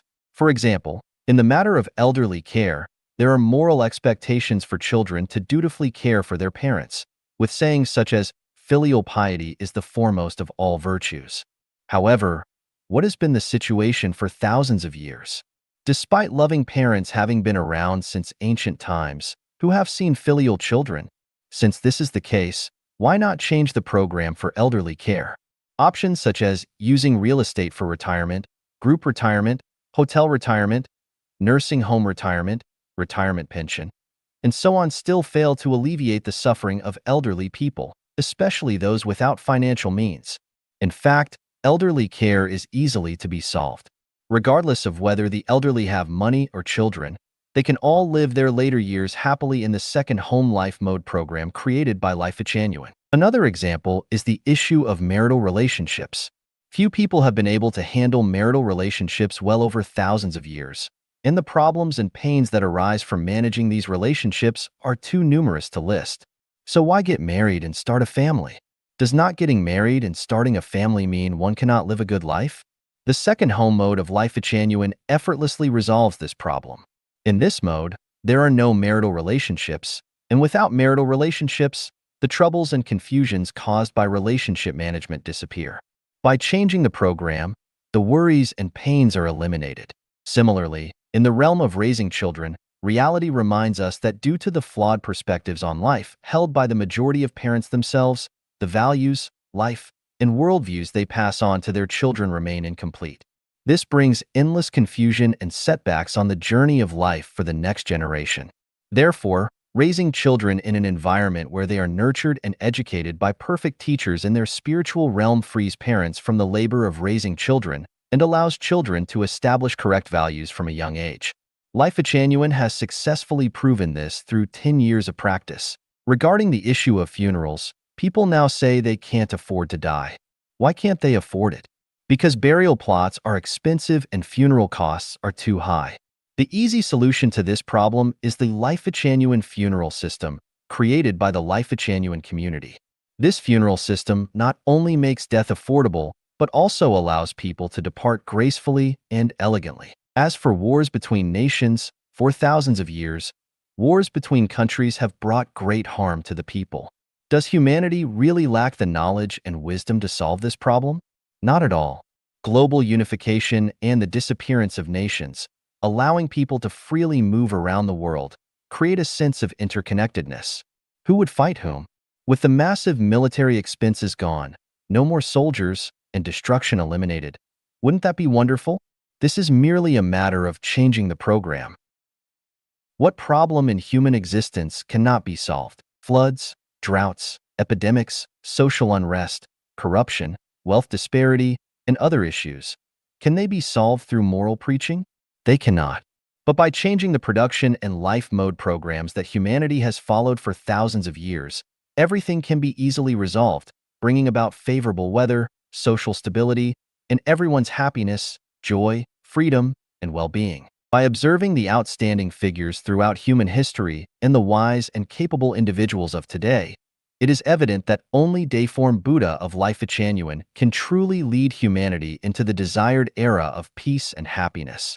Even if the Ziwei saint were to descend, he would still be unable to surpass Deiform Buddha. Is utopia against human nature? Xiefeng. Anyone who has never lived in a true utopian program has no right to comment on utopia, just as someone who has never tasted jackfruit does not know its flavor. Therefore, I advise those who have not experienced utopian life not to judge utopia based on hearsay. Many people label utopia with the hat of planned economy and authoritarian regime, which is a defamation and a 180-degree misinterpretation of utopia. In the utopian program, there is no such thing as a planned or market economy, nor is there an authoritarian regime. It's a pipe dream to think one can gain power over others within the utopian program. Churchill's supposed statement that if a man does not pursue utopia before he is 30, he has no heart. If he still believes in utopia after he is 30, he has no brain, is often cited. However, the truth may be the opposite. The reality is, if a person does not believe in utopia before the age of 30, it is because they lack brains. If they do not pursue utopia after the age of 30, it is because they lack conscience. Before the age of 30, people are full of energy and have a long future ahead. So they believe that they can conquer fate and that their life can be completely controlled and arranged according to their own will. They live out their character, carve out their own niche, achieve success, wealth, and fame, and earn the admiration of others. Therefore, they do not believe in utopia and are unwilling to submerge their individuality and abilities in the utopian process. After turning 30, one gradually begins to taste failure and realizes that society does not evolve and change according to one's will. It's not just others. Even those closest to oneself won't act in accordance with one's expectations. The trajectory of one's life is something one simply cannot control. Gradually, one comes to understand that individual capabilities are limited. Even if one has achieved great success in the end, one may find oneself to be selfish. The desire for the happiness of the masses is a personal wish, and at this point, one may find that utopia is a good choice. The conclusion is, if one does not believe in utopia before the age of 30, it is because they lack brains. If they do not pursue utopia after the age of 30, it is because they lack conscience. The most notorious critic of utopia is Hayek, who predicted in The Road to Serfdom that utopia can never be realized, planned economies trample on private property, ignore basic human nature, and will only lead to scarcity, chaos, and enslavement, ultimately self-destructing. This assertion is nonsense. Planned economies have nothing to do with utopia, and to say that utopia can never be realized is to ignore the facts. Not to mention that Life Genuine's second home has existed for 16 years. Even the utopia created by Owen in the United States lasted for 4 years. How can one claim it was not realized? How many years must it exist to be considered realized? Hayek lived for over 90 years. Does that count as having existed in this world? If a person only lives for 4 years, do they count as having existed in this world? How many years must one live to be considered as having existed to claim that utopia ignores basic human nature is patently false? Without even considering the complexity and diversity of human nature, isn't the desire for the opposite sex a fundamental human trait? Every physically and mentally healthy person desires sexual interaction with the opposite sex and wishes to interact with more members of the opposite sex. Isn't this basic human nature? In the utopian program, there is no marriage, no fixed sexual partners, and people can interact with each other as they encounter, as fate allows, naturally and randomly. Doesn't this align with human nature? The world and order that Hayek wants to maintain is the one that ignores basic human nature. where a 20-year-old widow is forced to remain chaste for life because of her husband's death and is honored with a chastity arch for not interacting with the opposite sex again. Does that conform to basic human nature? Does a lifetime commitment between a man and a woman conform to basic human nature? Is that what everyone truly wants in their hearts? To spend a lifetime just looking at and holding each other, without any improper thoughts? Isn't this the true nature of humanity? Therefore, anyone who says that utopia ignores or is against human nature, you are the one who is actually ignoring human nature, being ugly and hypocritical with false morals. Because you are lying. What you say and what you think are completely different. You erect a facade of chastity with your words, but your heart is full of deceit and immorality. It is undeniable that among humanity, 1 in 10,000 are geniuses who can steer their own lives and destinies. For them, utopia may not be appealing. Yet, for the vast majority who cannot control their own lives, living within a utopian program would be an immense blessing, indicative of good karma from a past life. Let's calculate the value of 1 crown of Chanyuan celestial name. Xiefeng. This is a matter of values. Some people consider money worthless, while others see it as essential for life. Some view friendship as spiritual wealth, while others see it as a tool for personal gain. Some see labor as a source of happiness, while others see it merely as a means of survival. There are also those who underestimate or belittle the value of labor. The number words for celestial titles are not expressed using one or a few, but rather 1 crown of celestial or a few crowns of celestials. Therefore, the meaning of 1 crown of celestial in the title is 1 Chanyuan celestial name. Now, let's calculate the value of the name of a Life-Chanyuan member. First, what is the purpose of a person's lifelong efforts? According to the famous American psychologist Abraham Maslow's hierarchy of needs, human beings strive to fulfill various needs throughout their lives. These needs include physiological needs, safety needs, social needs, esteem needs, and self-actualization. Physiological needs are the most basic human needs, such as food, clothing, shelter, transportation, and sexual life. Safety needs include job and personal safety, life stability, protection from diseases and disasters, and having a secure future. Social needs mainly refer to the desire for care and support from family, groups, friends, and colleagues. Esteem needs involve the desire for self-respect, a sense of accomplishment, and acknowledgement from others. This includes aspiring for wealth, status, power, and a favorable reputation, aiming to earn respect and recognition while avoiding being disregarded or underestimated by society. Self-actualization needs are the highest level of human needs. They involve the desire to complete work that corresponds to one's capabilities, to fully unleash one's potential in the workplace, to become the expected person, to ultimately strive for perfection, to experience the highest state of beauty in life, and to elevate oneself into a celestial being. Now, let's consider how many people have truly fulfilled their physiological, safety, social, esteem, and self-actualization needs. Most people struggle to fulfill even their basic physiological needs, let alone their higher-level needs. Only individuals like presidents, billionaires, and Nobel Prize winners can be said to have achieved these 5 needs from a worldly perspective. How much effort does it take to become a president, a billionaire, or a Nobel Prize winner? Or in other words, what is the value of being a president, a billionaire, or a Nobel Prize laureate? Alternatively, how much money does it take to purchase the titles of president, billionaire, or Nobel Prize laureate? Would it be unreasonable to assume that it takes $100 million to acquire the titles of president, billionaire, or Nobel Prize laureate? Now, let's look at Life-Chanyuan members living in the Life-Chanyuan second home. Each member has their physiological needs fully satisfied. They have no issues with food, clothing, shelter, transportation, and sexual life. They have job security, occupational safety, life stability, and low exposure to diseases and disasters. They have a secure and stable future. As for social and esteem needs, Life-Chanyuan members live in a community of hardworking, honest, sincere, and trustworthy people. They spend their days in a harmonious and loving atmosphere, sharing meals, living spaces, and working together. They respect and care for each other, never hurting or quarreling with one another. No one will keep lost articles found on the roadside. Doors will not need to be locked at night. and everyone can enjoy life without concerns about personal conflicts. Therefore, Life Changyuan members have their social and esteem needs fulfilled. Have the Chanyuan Celestials in the community satisfied their highest self-actualization needs? Absolutely. Within the community, Chanyuan Celestials fully unfold their true selves, living freely and independently. There is no one to manage or supervise them. They experience the utmost beauty and essence of life day and night.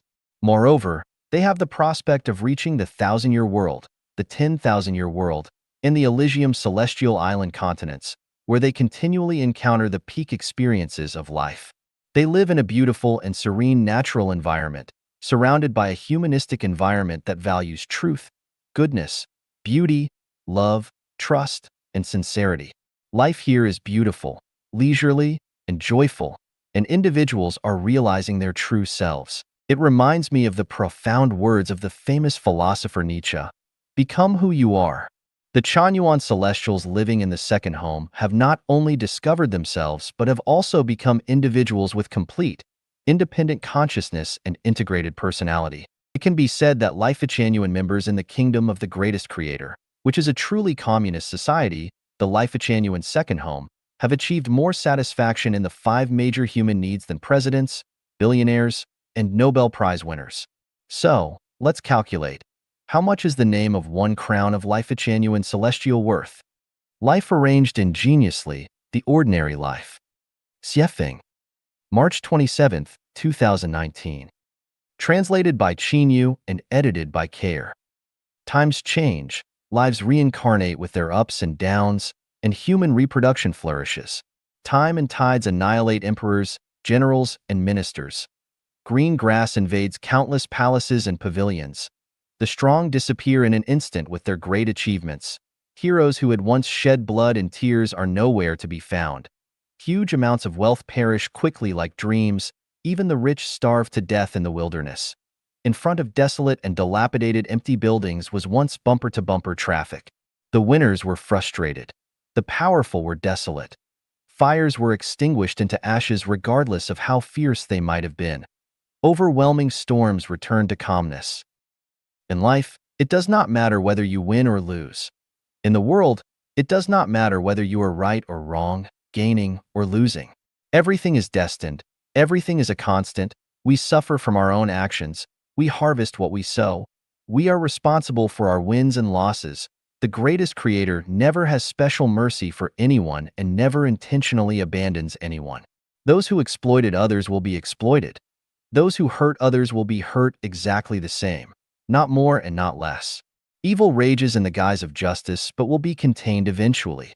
Self-interest is cheating and bluffing in the name of public good, but it will eventually be recalled. Advantages taken will surely be lost, and every extra gain will become a loss. Tao is never absent. Angels never leave. The devil never slackens. Prosperity ends in a big mess. Prosperous ages end in ruins. Lavish banquets end.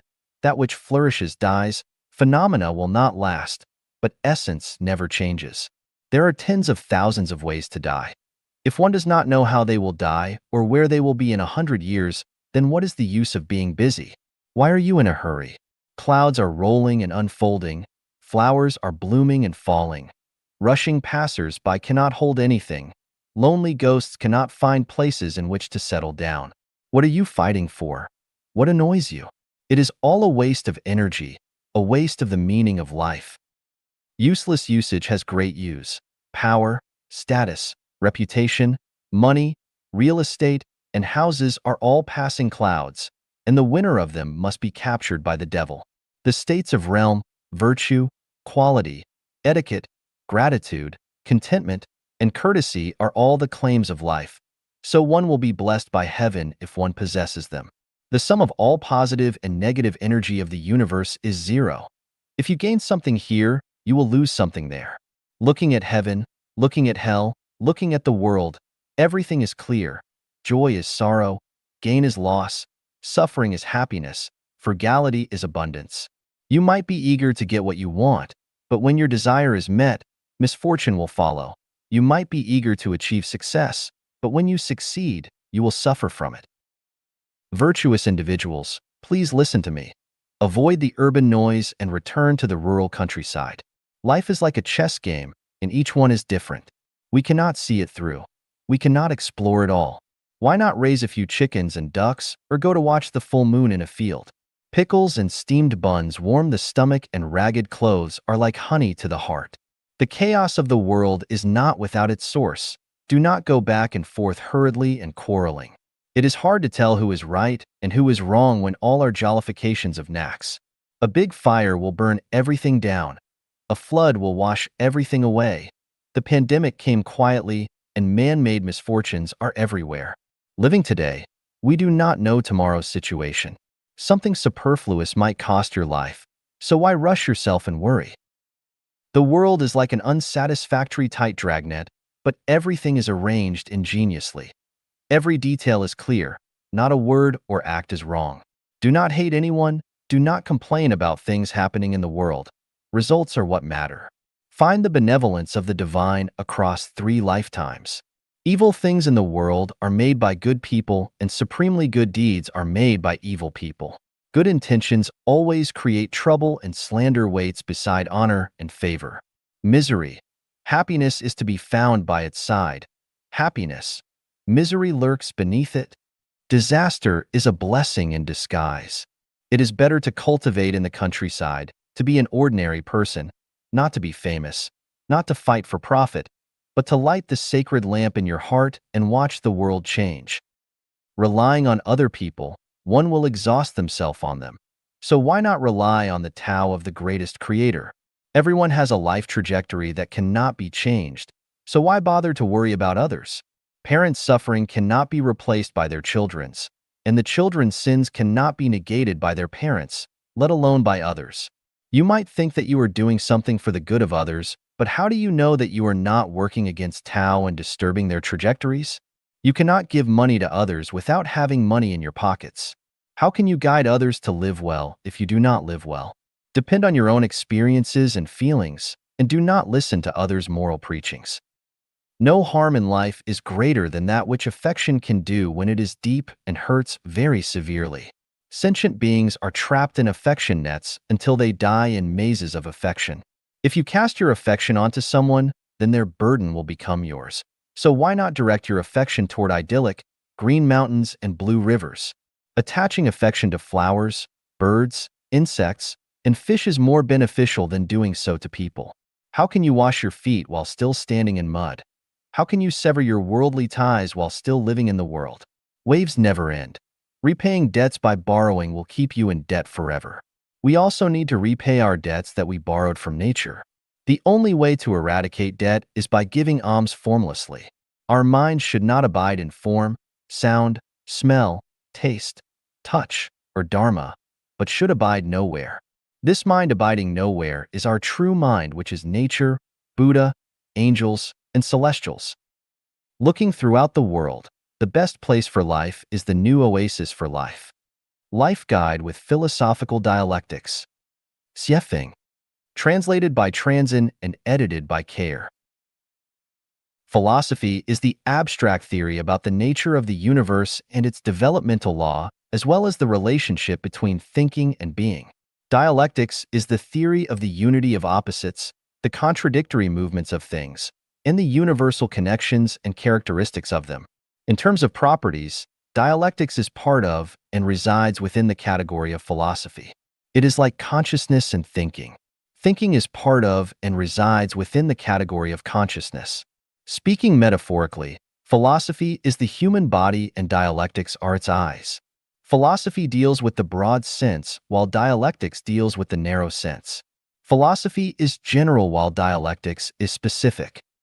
It is my opinion that philosophy is science and should be understood and reasoned with real evidence, without which it would not be logical, and that would in turn lead to wrong conclusions. For instance, both the absolute idealism and absolute materialism sever the unity between the two sides of the contradiction, such as religion, which emphasizes more about the idealism and ignores the value and meaning of real existence, and pragmatism, which stresses more about existence itself, but less about its causes. The theory system of Life-Genuine is mainly based on real evidence, although I have previously expounded more about the teachings and instructions of gods, Buddha, celestial beings, and saints in human history as the core, which is somewhat empty for the faithless, and not only lack operability, but also lack the cognition of the scientific nature of the spatial temporal universe, life and life. It is like Lao Tzu's descriptions of Tao, an image of what existed before God. The Tao that can be discussed is not absolute Tao, evasive, elusive, yet latent within it are forms. Dark and dim, yet latent within it is the life force, too specious to be understood by anyone who is not extremely wise. How do we guide our lives with philosophical dialectics? Buddha has no settled rules. Buddha's rules always vary according to the situation. Keep the main and change the others according to the situation. To be selfless is to achieve self. To be free from ego is to achieve ego. To own nothing is to own everything. And so on, which I summed up conforms to dialectics in the philosophical sense and can guide life. Now we will talk in detail about how to understand the world and how to guide our lives with philosophical dialectics. First, let us see the universal law of the unity of opposites in a philosophical sense. This law is to say that all things in the universe consist of pro and con factors which are opposite, incompatible, and contradictory as fire and water.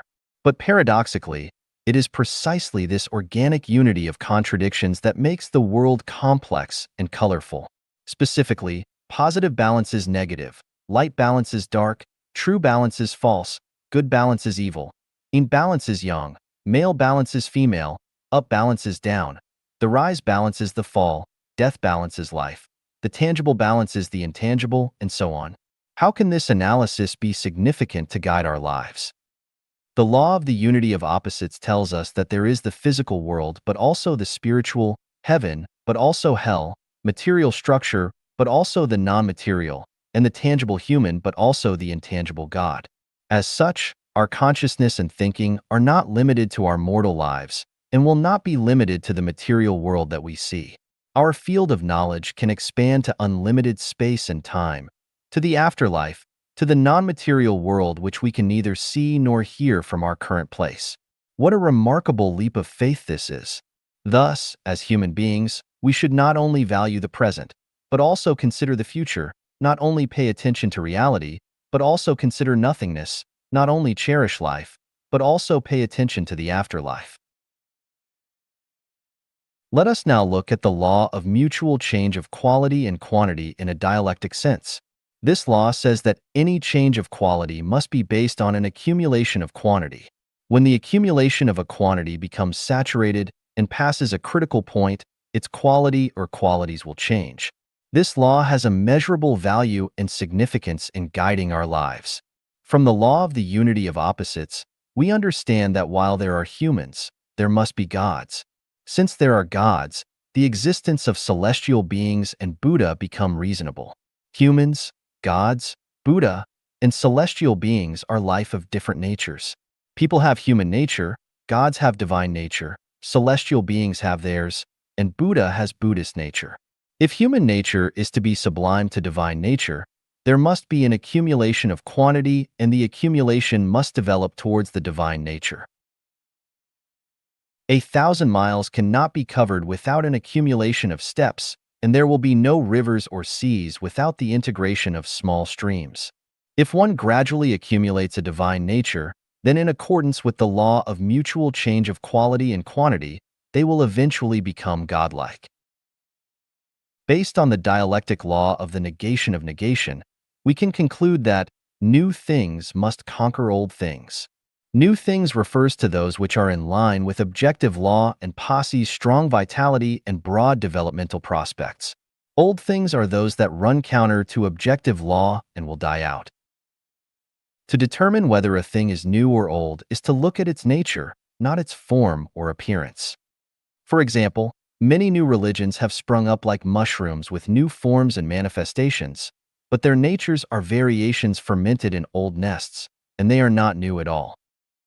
Now let us look at the new methods, new measures, and new channels, with the aim of earning money across the globe, such as the transformation from traditional manufacturing industries to service and infotech industries, which appear new when seen from their form and appearance, but are still, essentially, ways to make money. Thus, They are not new because the nature of their profit motive has remained the same. As in the Yangtze River, the waves behind ride on the ones before. New generations excel the old. This is a reflection and portrayal of the law of the negation of negation. From the phenomenon of the global rise of the divorce rate and the growing number of singles, we can surmise a law such that the family as a traditional production and life mode will be gradually replaced with a new form of production and life mode. This is an objective law which will not change by people's subjective wills and will not stop advancing just because people resent it or rebel against it. This new mode is replacing the traditional production and life mode, is a new thing, and no force can prevent its development and growth once it happens. However, the growth and development of new things is bound to suffer and will have to overcome arduous and tortuous processes. When you invest yourself into the development of new things, you must be psychologically and spiritually prepared to suffer difficult times, or the new things will eliminate you. The prospects of old things are dark, but the prospects of new things are bright. So the farther you walk on the way of old things, the narrower it becomes, but the farther you walk on the way of new things, the wider it becomes. It rises here but sets there. It increases here but decreases there. Two extremes are connected but will go in different directions when pushed too far. The rise is sudden, but so is the fall. Ill gain brings ill fate. Karma is the shadow following a body. Extreme joy begets sorrow. Out of the extreme misfortune comes fortune. All these conform to dialectics, so we have to remain alert and have confidence all the while. After we understand the universal law that positive and negative energies always balance out, we can deal with life affairs skillfully and easily. We know that when we constantly give and contribute rather than take and consume, we will accumulate many treasures. But where? They are reserved in the afterlife or the non-material world. Who will enjoy these treasures? No one can, other than the one who has accumulated them. Otherwise, the universal law that positive and negative energy always balance out would be violated. As it is a universal law, it is a necessary procedure. When you pay, you must receive. When you receive, you must pay. If you have given but have not received in the mortal world, then you will undoubtedly receive in your next life or in heaven. Otherwise, the universe would be unfair and untrue. Everything has its destiny. The total energy in the universe is constant. This is consistent with the law of the conservation of energy and of matter. In terms of philosophy, yin cannot exist without yang, and yang cannot grow without yin. Yin and yang are the law and order of the changes of all things, Huangdi Neijing. As we know from the water on the earth, regardless of the surging rivers brought on by rainstorms or the increase of snow cover on mountaintop, its total volume remains constant. It is destiny. This is to say that the quantity of life in the universe is constant. It increases here but decreases there. It rises here but falls there. Well then, where does the increase in human population come from? Are new lives born out of thin air? People who have explored and studied anything about reincarnation know that human reincarnation happens several days before birth. Therefore, an embryo or fetus does not contain life. It can only be called life when a reincarnated soul enters into it. Thus, we know that a new life will only be born when an old one passes on. There is no life without death and no death without life. That is it. In this case, we know that the increased life on the earth must have come from somewhere. If a new life is born, then an old one must have ended. If we analyze carefully, we may wonder about the many animals on the earth that have died. Where have they gone? Have they become human? Where will their lives go if the earth has a mass extinction in the future? Please refer to 36-dimensional space for the answers. Philosophical dialectics can guide our lives. We have just discussed how to guide our lives by philosophy from the perspective of philosophy. This enlightenment is only the tip of the iceberg. You may draw general conclusions about other cases from specific ones. I hope that each one of you will lead a smart life and that you will have wonderful life prospects. Life is but an illusion. Xiefeng. Translated by Treasure and edited by Care. Illusions are phenomena that appear in dreams, fantasies, and phantasms. With further inferences, all phenomena that arise quickly, remain briefly, and then disappear equally quickly can also be thought of as illusions. Mirages are illusions, as are dreams, soap bubble patterns, and even thoughts at the end of the day or when we are bored will form them. It can be inferred that flashes and pans are illusions, a large number of cells, microbes, and fungi are illusions. Many photos online are illusions, computer games are illusions, and movies and TV shows are illusions, too. Dreams are illusions because the dream world lasts for a short time. If one dreams for 100 years continuously, would that be an illusion or reality? Of course, it would still be a dream because the moment that the person wakes up, the dream would disappear. So how could the dream not be an illusion? It can be concluded that no matter how long a phenomenon exists, as long as it disappears completely at some point, it too must be an illusion. Thus, it is possible to conclude that life is an illusion because even someone who lives for 100 years will eventually disappear altogether. So why would that be different? Having dreamed throughout the night, we wake up in the morning, and no matter how much we twisted and turned during our dreams, we no longer care about anything that happened in them because after all, they were fantasies, dreams, and illusions. A dream will not affect our mood or state of mind too much. Here is the question. Since we have deduced that life is an illusion, is it necessary to be sad for our twists and turns in life? Is it necessary to be anxious about things in our life? Is it necessary to struggle hard for things and hunger to reach goals? Is it necessary to make others behave according to our own wills? When the illusion of life disappears, will it not float away as a dream?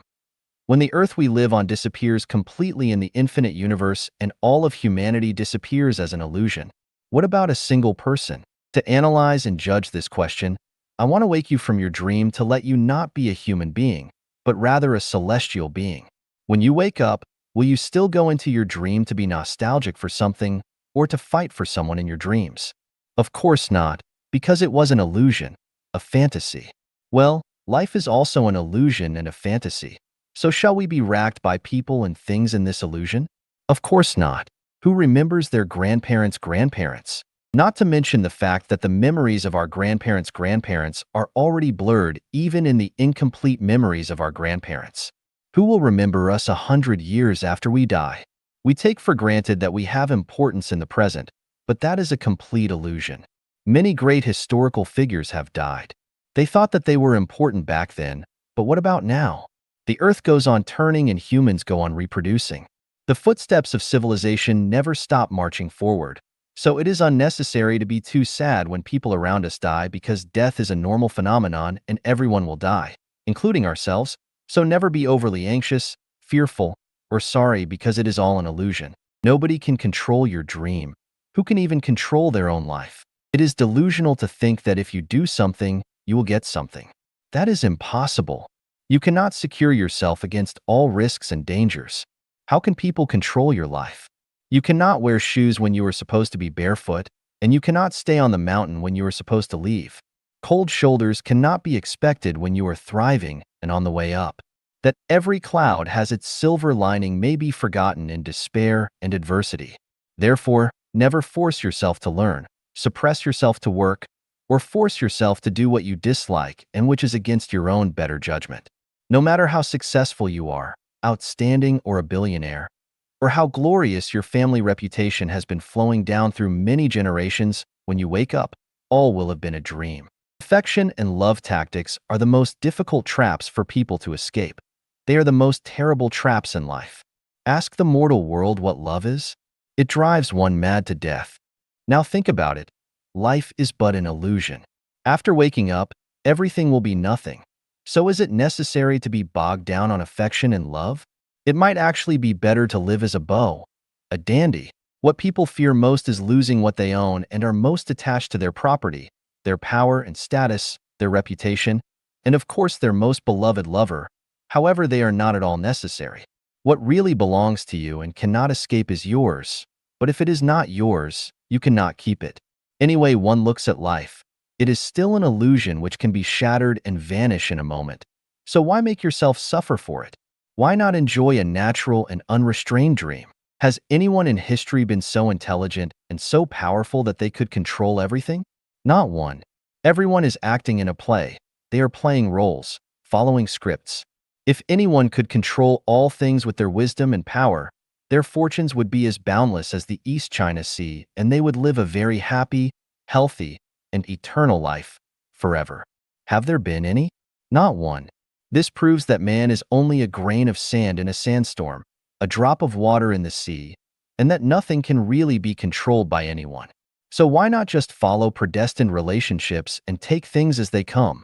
Life will be easier and more natural. People expend a lot of time and effort on their health and appearance, yet regardless of their daily exercise and nutritious eating habits, the sick are still sick and the short-lived still come to untimely ends. No matter how much paint and powder one applies to their face or how much plastic surgery they undergo, wrinkles still creep onto the forehead and cheeks as time passes, and signs of aging become more and more visible every day.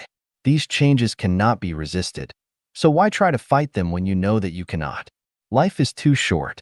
Fiddle with this today, fiddle with that tomorrow, and remain confused. You will still get old, fade away, and die. It is a bad deal to live in fantasies, but an even worse one is to indulge them. Do you worry? What do you worry about? You were worried when you were dreaming. What about when you woke up? My point is that there is no need to worry about anything because all of life is ultimately only a dream. There are no real scenarios because life will end. Will all the worry not be gone with the wind? Enjoy the present. Do not worry about tomorrow or the next day. Everyone's life has been predetermined by their destiny, their script.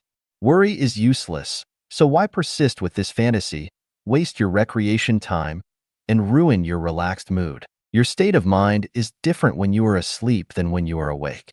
Sleeping people lead befuddled lives in their dream worlds of obsession, worry, anxiety, sorrow, and fear. However, fully awake people know that all is but an illusion, so they have neither strong bliss nor intense grief, but are just pleasant, relaxed, and calm. Who are these people? Celestial beings, of course. Within the universe, everything is an illusion except for the greatest creator. People live in illusions because all lives are illusions. In this sense, illusions are reality. Illusions are stages of life. People live one dream after another and live a large number of dreams throughout their lives because lives consist of dreams. Although people live in illusions today, this is really the entirety of human life. Never expect to lead a real life without it being an illusion. Even the 1,000-year world, the 10,000-year world, and the celestial islands continent of the Elysium world are all illusions. The differences are that those illusions are more beautiful and splendid and go on much longer. It is very clear that everything is an illusion, but most people are too stubborn, obstinate, and perverse to see them as such and are convinced that they are living in reality. When one awakens from their dreams, their soap bubbles will burst and they will say goodbye to their dream, but they will do it unwillingly and with disappointment and frustration.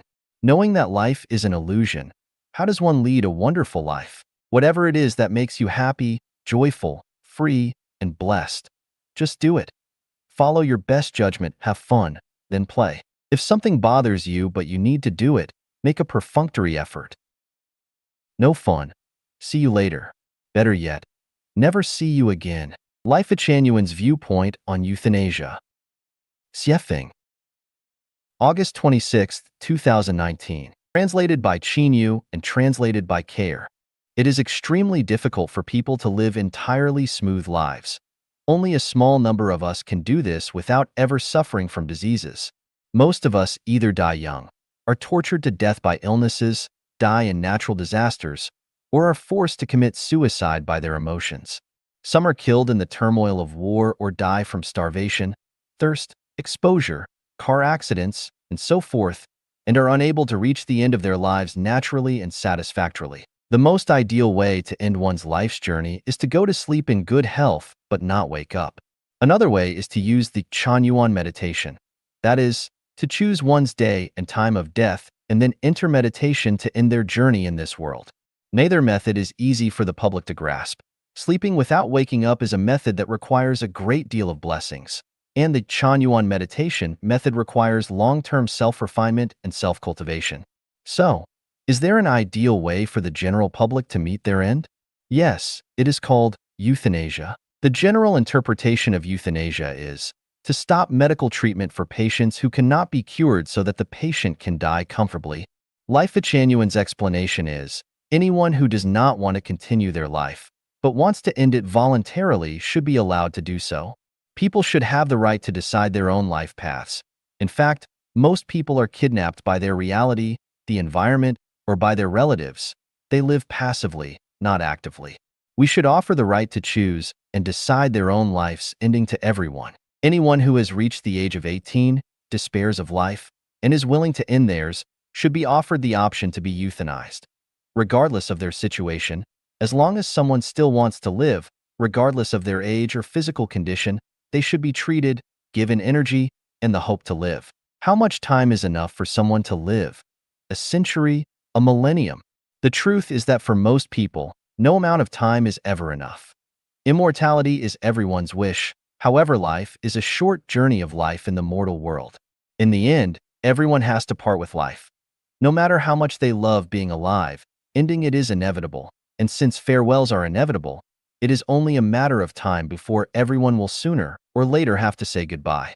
We associate closely with our friends and relatives, but no matter how close our relationships are with them, no matter how much we like them, or how much they want to stay with us, we will eventually have to say goodbye to them and leave. We cannot stay with anyone forever, so since we have to leave them, we should find the most suitable time to do so. Is euthanasia not a kind of farewell? Why bother preventing anyone from leaving? It is better to arrange everything leisurely and give a decent goodbye in a cool and ready manner than to end one's life in a hurry with regrets, remorse, anxiety, and fear, without saying goodbye to those of whom we care. Of course, the vast majority of people would not agree with this Life Chanuan view of euthanasia, and only those in extreme despair would accept it gracefully. Someone might ask, should we euthanize someone who is 19 years old, healthy, and in the prime of their life with a clear mind and a bright future? It would be the biggest joke ever, but no laughing matter. It would be very cruel. Of course, many people believe that the implementation of euthanasia would be murder if it were not only voluntary but also agreed upon by relatives. But hold on a moment. I have a question. Roughly 1 million people in the world end their lives annually. How many of their relatives have signed on to and agreed with those decisions? Of course, not many. So why would anyone need anyone else's consent if they are willing to end their life? If people could only do this with the consent of their relatives, then few would ever be able to. Of course, this kind of euthanasia requires legislation and a national convention. Otherwise, it would be difficult, if not impossible, to implement. I want to say that we can hardly imagine how many people in this world are living in extreme pain and despair. Many feel tired of life and do not want to continue on, but they have to bite the bullet and continue to live because they are kidnapped. Many others are in pain and are being tortured to death, such as those who are lying in hospital beds for long periods of time while incurable. They need to decide for themselves whether they are willing to accept euthanasia and should not require the consent of any relatives. Now that technology is developed, it is possible to video record the patient's words and wishes. In other words, anyone who voluntarily accepts euthanasia can speak their own mind and record it in an environment in which they are free from any duress, coercion, or kidnapping. Without this legally binding video, euthanasia would not be implemented. If a young person wanted to end their life, their relatives might call them selfish, but who is really more selfish, the young one or the relatives? Actually, I have thought about this. If Life Chanuan were to implement euthanasia and hospice care, at least half of the people who want to commit suicide would give up those thoughts, and that number might be saved every year. By the way, it is better to deal with the people after euthanasia in accordance with the arrangement of the Life Chanuan funeral system. The more we open up, the easier and simpler things become. The more restrictive we are, the more difficult and complex they become. Life Chanuan's view on rejuvenation and longevity. Xiefeng, rejuvenation and longevity, a desire and pursuit that humanity has cherished for thousands of years, from emperors to common people. Qin Shi Huang dispatched Su Fu with 3,000 men and women to the Penglai fairy island in search of the elixir of immortality. It is said that Li Shimin, the Tang dynasty emperor, died after consuming elixirs like elixir of immortality and 5 stones powder. Peng Zhu, a legendary figure, lived for over 800 years and had 50 marriages. In the Bible, Adam lived for over 900 years. Li Qingyun, a Chinese herbalist in the late Qing dynasty and early Republic of China, lived for 256 years. He had 24 wives and continued teaching at a university even when he was 200 years old. Both the New York Times and Time magazine reported on his longevity. Ordinary people hope for a long life, while practitioners aspire to have forever white hair and youthful appearances, with an air of immortality and profound wisdom. Everything has a natural lifespan, and scientific research indicates that human cells undergo approximately 50 divisions from conception, with each division taking around 2.4 years. As a result, the natural lifespan of a human is estimated to be 120 years. Scientists at the University of California, Berkeley, have identified a longevity gene that can reverse cell degeneration related to aging by extending the cell division cycle. If the cell division cycle could be extended to 5 years, people might live to be 250 years old, while a 10-year cycle could lead to a lifespan of 500 years, and a 20-year cycle could result in living to 1,000 years. And if the cell division cycle extends indefinitely, it could potentially lead to immortality. Scientists have discovered a key area in the brain, the hypothalamus, which controls the aging process. By altering the signals sent to the hypothalamus, it is possible to slow down the aging process, allowing people to remain youthful. They have also found that when the pituitary gland shrinks, the human body rapidly ages. Restoring an aging pituitary gland to a youthful state could stimulate the body's neurological, endocrine, and metabolic systems to function normally, thereby delaying the aging of the body's joints and organs and achieving the ideal of rejuvenation, longevity, and immortality. To this end, the International Longevity Association and the United Nations Institute for Ecological Security have devoted themselves to researching anti-aging substances. After 43 years of research involving 107 experts, they have successfully extracted the miraculous anti-aging substance, the HD element, which rapidly restores the pituitary gland to its youthful state. In ancient legends, there was a woman who, due to her husband's prolonged absence, could not bear the loneliness and engaged in an affair with an elderly servant in her household. However, the elderly servant, being old and frail, struggled to satisfy the woman. In response, she gave the elderly servant a family secret formula called the elixir of the aged servant.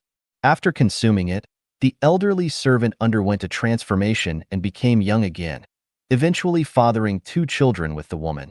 However, when the truth came to light, she killed the elderly servant, only to discover that his bone marrow was plump and his bones were strong. Long ago, there is a legend about a young woman who, carrying a wooden stick, was seen chasing an elderly man with snow-white hair along the road. Bystanders were outraged and tried to intervene, only to discover that the young woman claimed she was chasing her own son. It turned out that this young woman was actually over 100 years old. She had been consuming a type of pill made from a family secret recipe, which preserved her youthful appearance. Despite being well over a century old, she remained as agile as a swallow and retained her graceful figure. Her son, on the other hand, repeatedly refused to heed her advice and declined to take the pills she had prepared. As a result, by the time he was in his 70s, he had turned completely gray and aged significantly. This made the elderly woman quite angry, and she often chased after her son, pressuring him to take the pills. These pills were later known as Immortal Lesson Pills.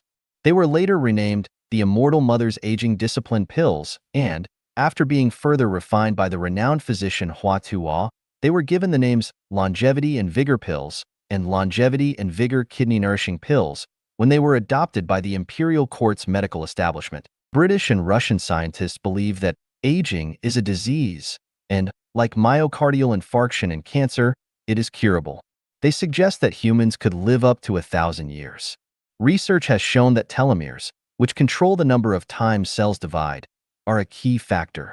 Telomeres are repeated DNA sequences at the ends of chromosomes.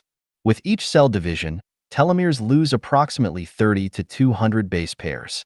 Typically, a human's telomeres have around 10,000 base pairs. When telomeres can no longer shorten, the cell can no longer divide. If telomeres could be prevented from shrinking, cells would continue to divide and replicate, just like cancer cells, and people could potentially live indefinitely. Lifetime values hold that humans are created by the greatest creator and human lifespans are predetermined. The pursuit of physical immortality goes against the will of the greatest creator because the most just aspect of life on earth is the inevitability of physical death. It's only in the face of death that all individuals are equal. If people were able to achieve immortality, many injustices in the world would persist indefinitely. Emperors, generals, talented individuals, beauties, high-ranking officials, distinguished people, and ordinary people will all eventually die, and only then could new and continuously evolving phenomena emerge. It is through this cycle that people find hope in life. Life is finite, and seeking the infinite in life is as futile as looking for fish on a tree.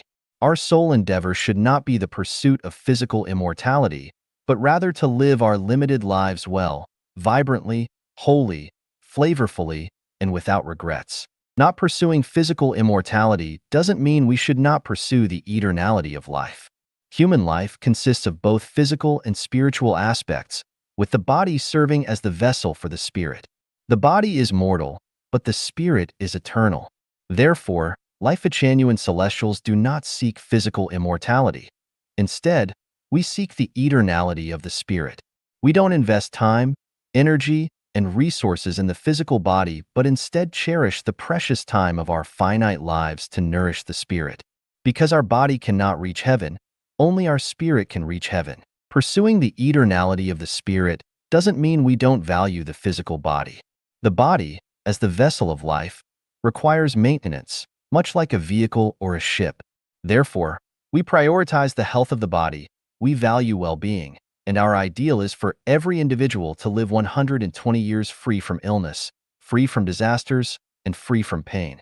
After living to 120 years, we utilize the Chanyuan meditation method to discard the vessel of life, the physical body, and joyfully move to the other shore, heading towards the 1,000-year world, the 10,000-year world, or the Elysium Islands continent. In this world, I will strive to ensure that Chanyuan Celestials achieve the goal, to enjoy love until the age of 100 and live to the age of 120. So, how can we achieve the goal of enjoying love until 100 and living to 120, and then leave the vessel and go to a higher level of life? Please read the next article, The Transcendence of Time and Space. Misfortune is the starting point of turning points on the journey of life. Xiefeng. January 9th, 2022. Edited by Qin Yu. As a guide in Life-Genuine, I understand that Life-Genuine members who follow the guide to climb the peak of life know that whether it's the articles I write or myself, everything is presented truthfully and transparently to the public. I have nothing to hide or conceal. I am transparent. I am real. There is no hypocrisy, no artificiality, no pretense, no schemes, no tactics. What I say may not be completely correct, and what I do may not be flawless, but what I say and do is a genuine expression of my true self. I speak out about the insights, experiences, and viewpoints I have gained on my journey of life, hoping that they may have some value as references. I experienced the years of hunger in 1958 and 1960 and almost starved to death. That was misfortune. However, the result of this misfortune is that I have found every meal I eat in my life to be delicious, whether it's the sour taste of Northern cuisine, the spicy taste of Central cuisine, or the sweet taste of Southern cuisine. Whether it's Chinese, Western, or African cuisine, they are all enjoyable. This is because I have a belief in my heart that simply having enough food to fill our stomachs in life is happiness. In 1980, I studied at Zhangjiago Geological Technical School, specializing in being a fitter. During one semester, I was assigned to the automotive repair workshop to learn car mechanics. The master had 2 apprentices, and one day the master asked his 2 apprentices to let me practice driving by taking the car to the school playground. The older apprentice explained to me how to operate the car and then got out of the car. However, the younger apprentice grabbed the steering wheel and started the car, practicing without ever letting me drive. During the practice, students from the fitter class and mechanic class came to the playground for physical education, and the younger apprentice was driving in a reckless manner. It was unfortunate for me that the younger apprentice didn't let me drive, but this misfortune saved me from disaster. Every time I think of that scene sitting in the driver's seat on the school playground, watching the younger apprentice nervously practicing driving, I am grateful that fate didn't let me drive that day. If the person holding the steering wheel had been me instead of the younger apprentice, I could have driven and hit many classmates, with terrible consequences. I might have been born with the qualities to become an official. During my primary school, middle school, technical school, college, and the first semester of university, I was almost always the class monitor. At the age of 18, I became the deputy secretary of a brigade managing 11 production teams. In 1984, I was designated as the director of the third echelon in the geological hydrology third team. In 1988, I was designated as the principal of a school for children of employees in the Geological Bureau. In 1992, I was designated as the director of a prospecting machinery factory. Unfortunately, I messed up all these positions because I didn't take those official positions seriously. Looking back today, this misfortune was actually a great blessing. If I had become an official at the time, according to what my wife said in 1993, I would have already been the governor of Gansu province. If that were the case, there would be a 90% chance that I would have become a corrupt official and could have ended up in prison.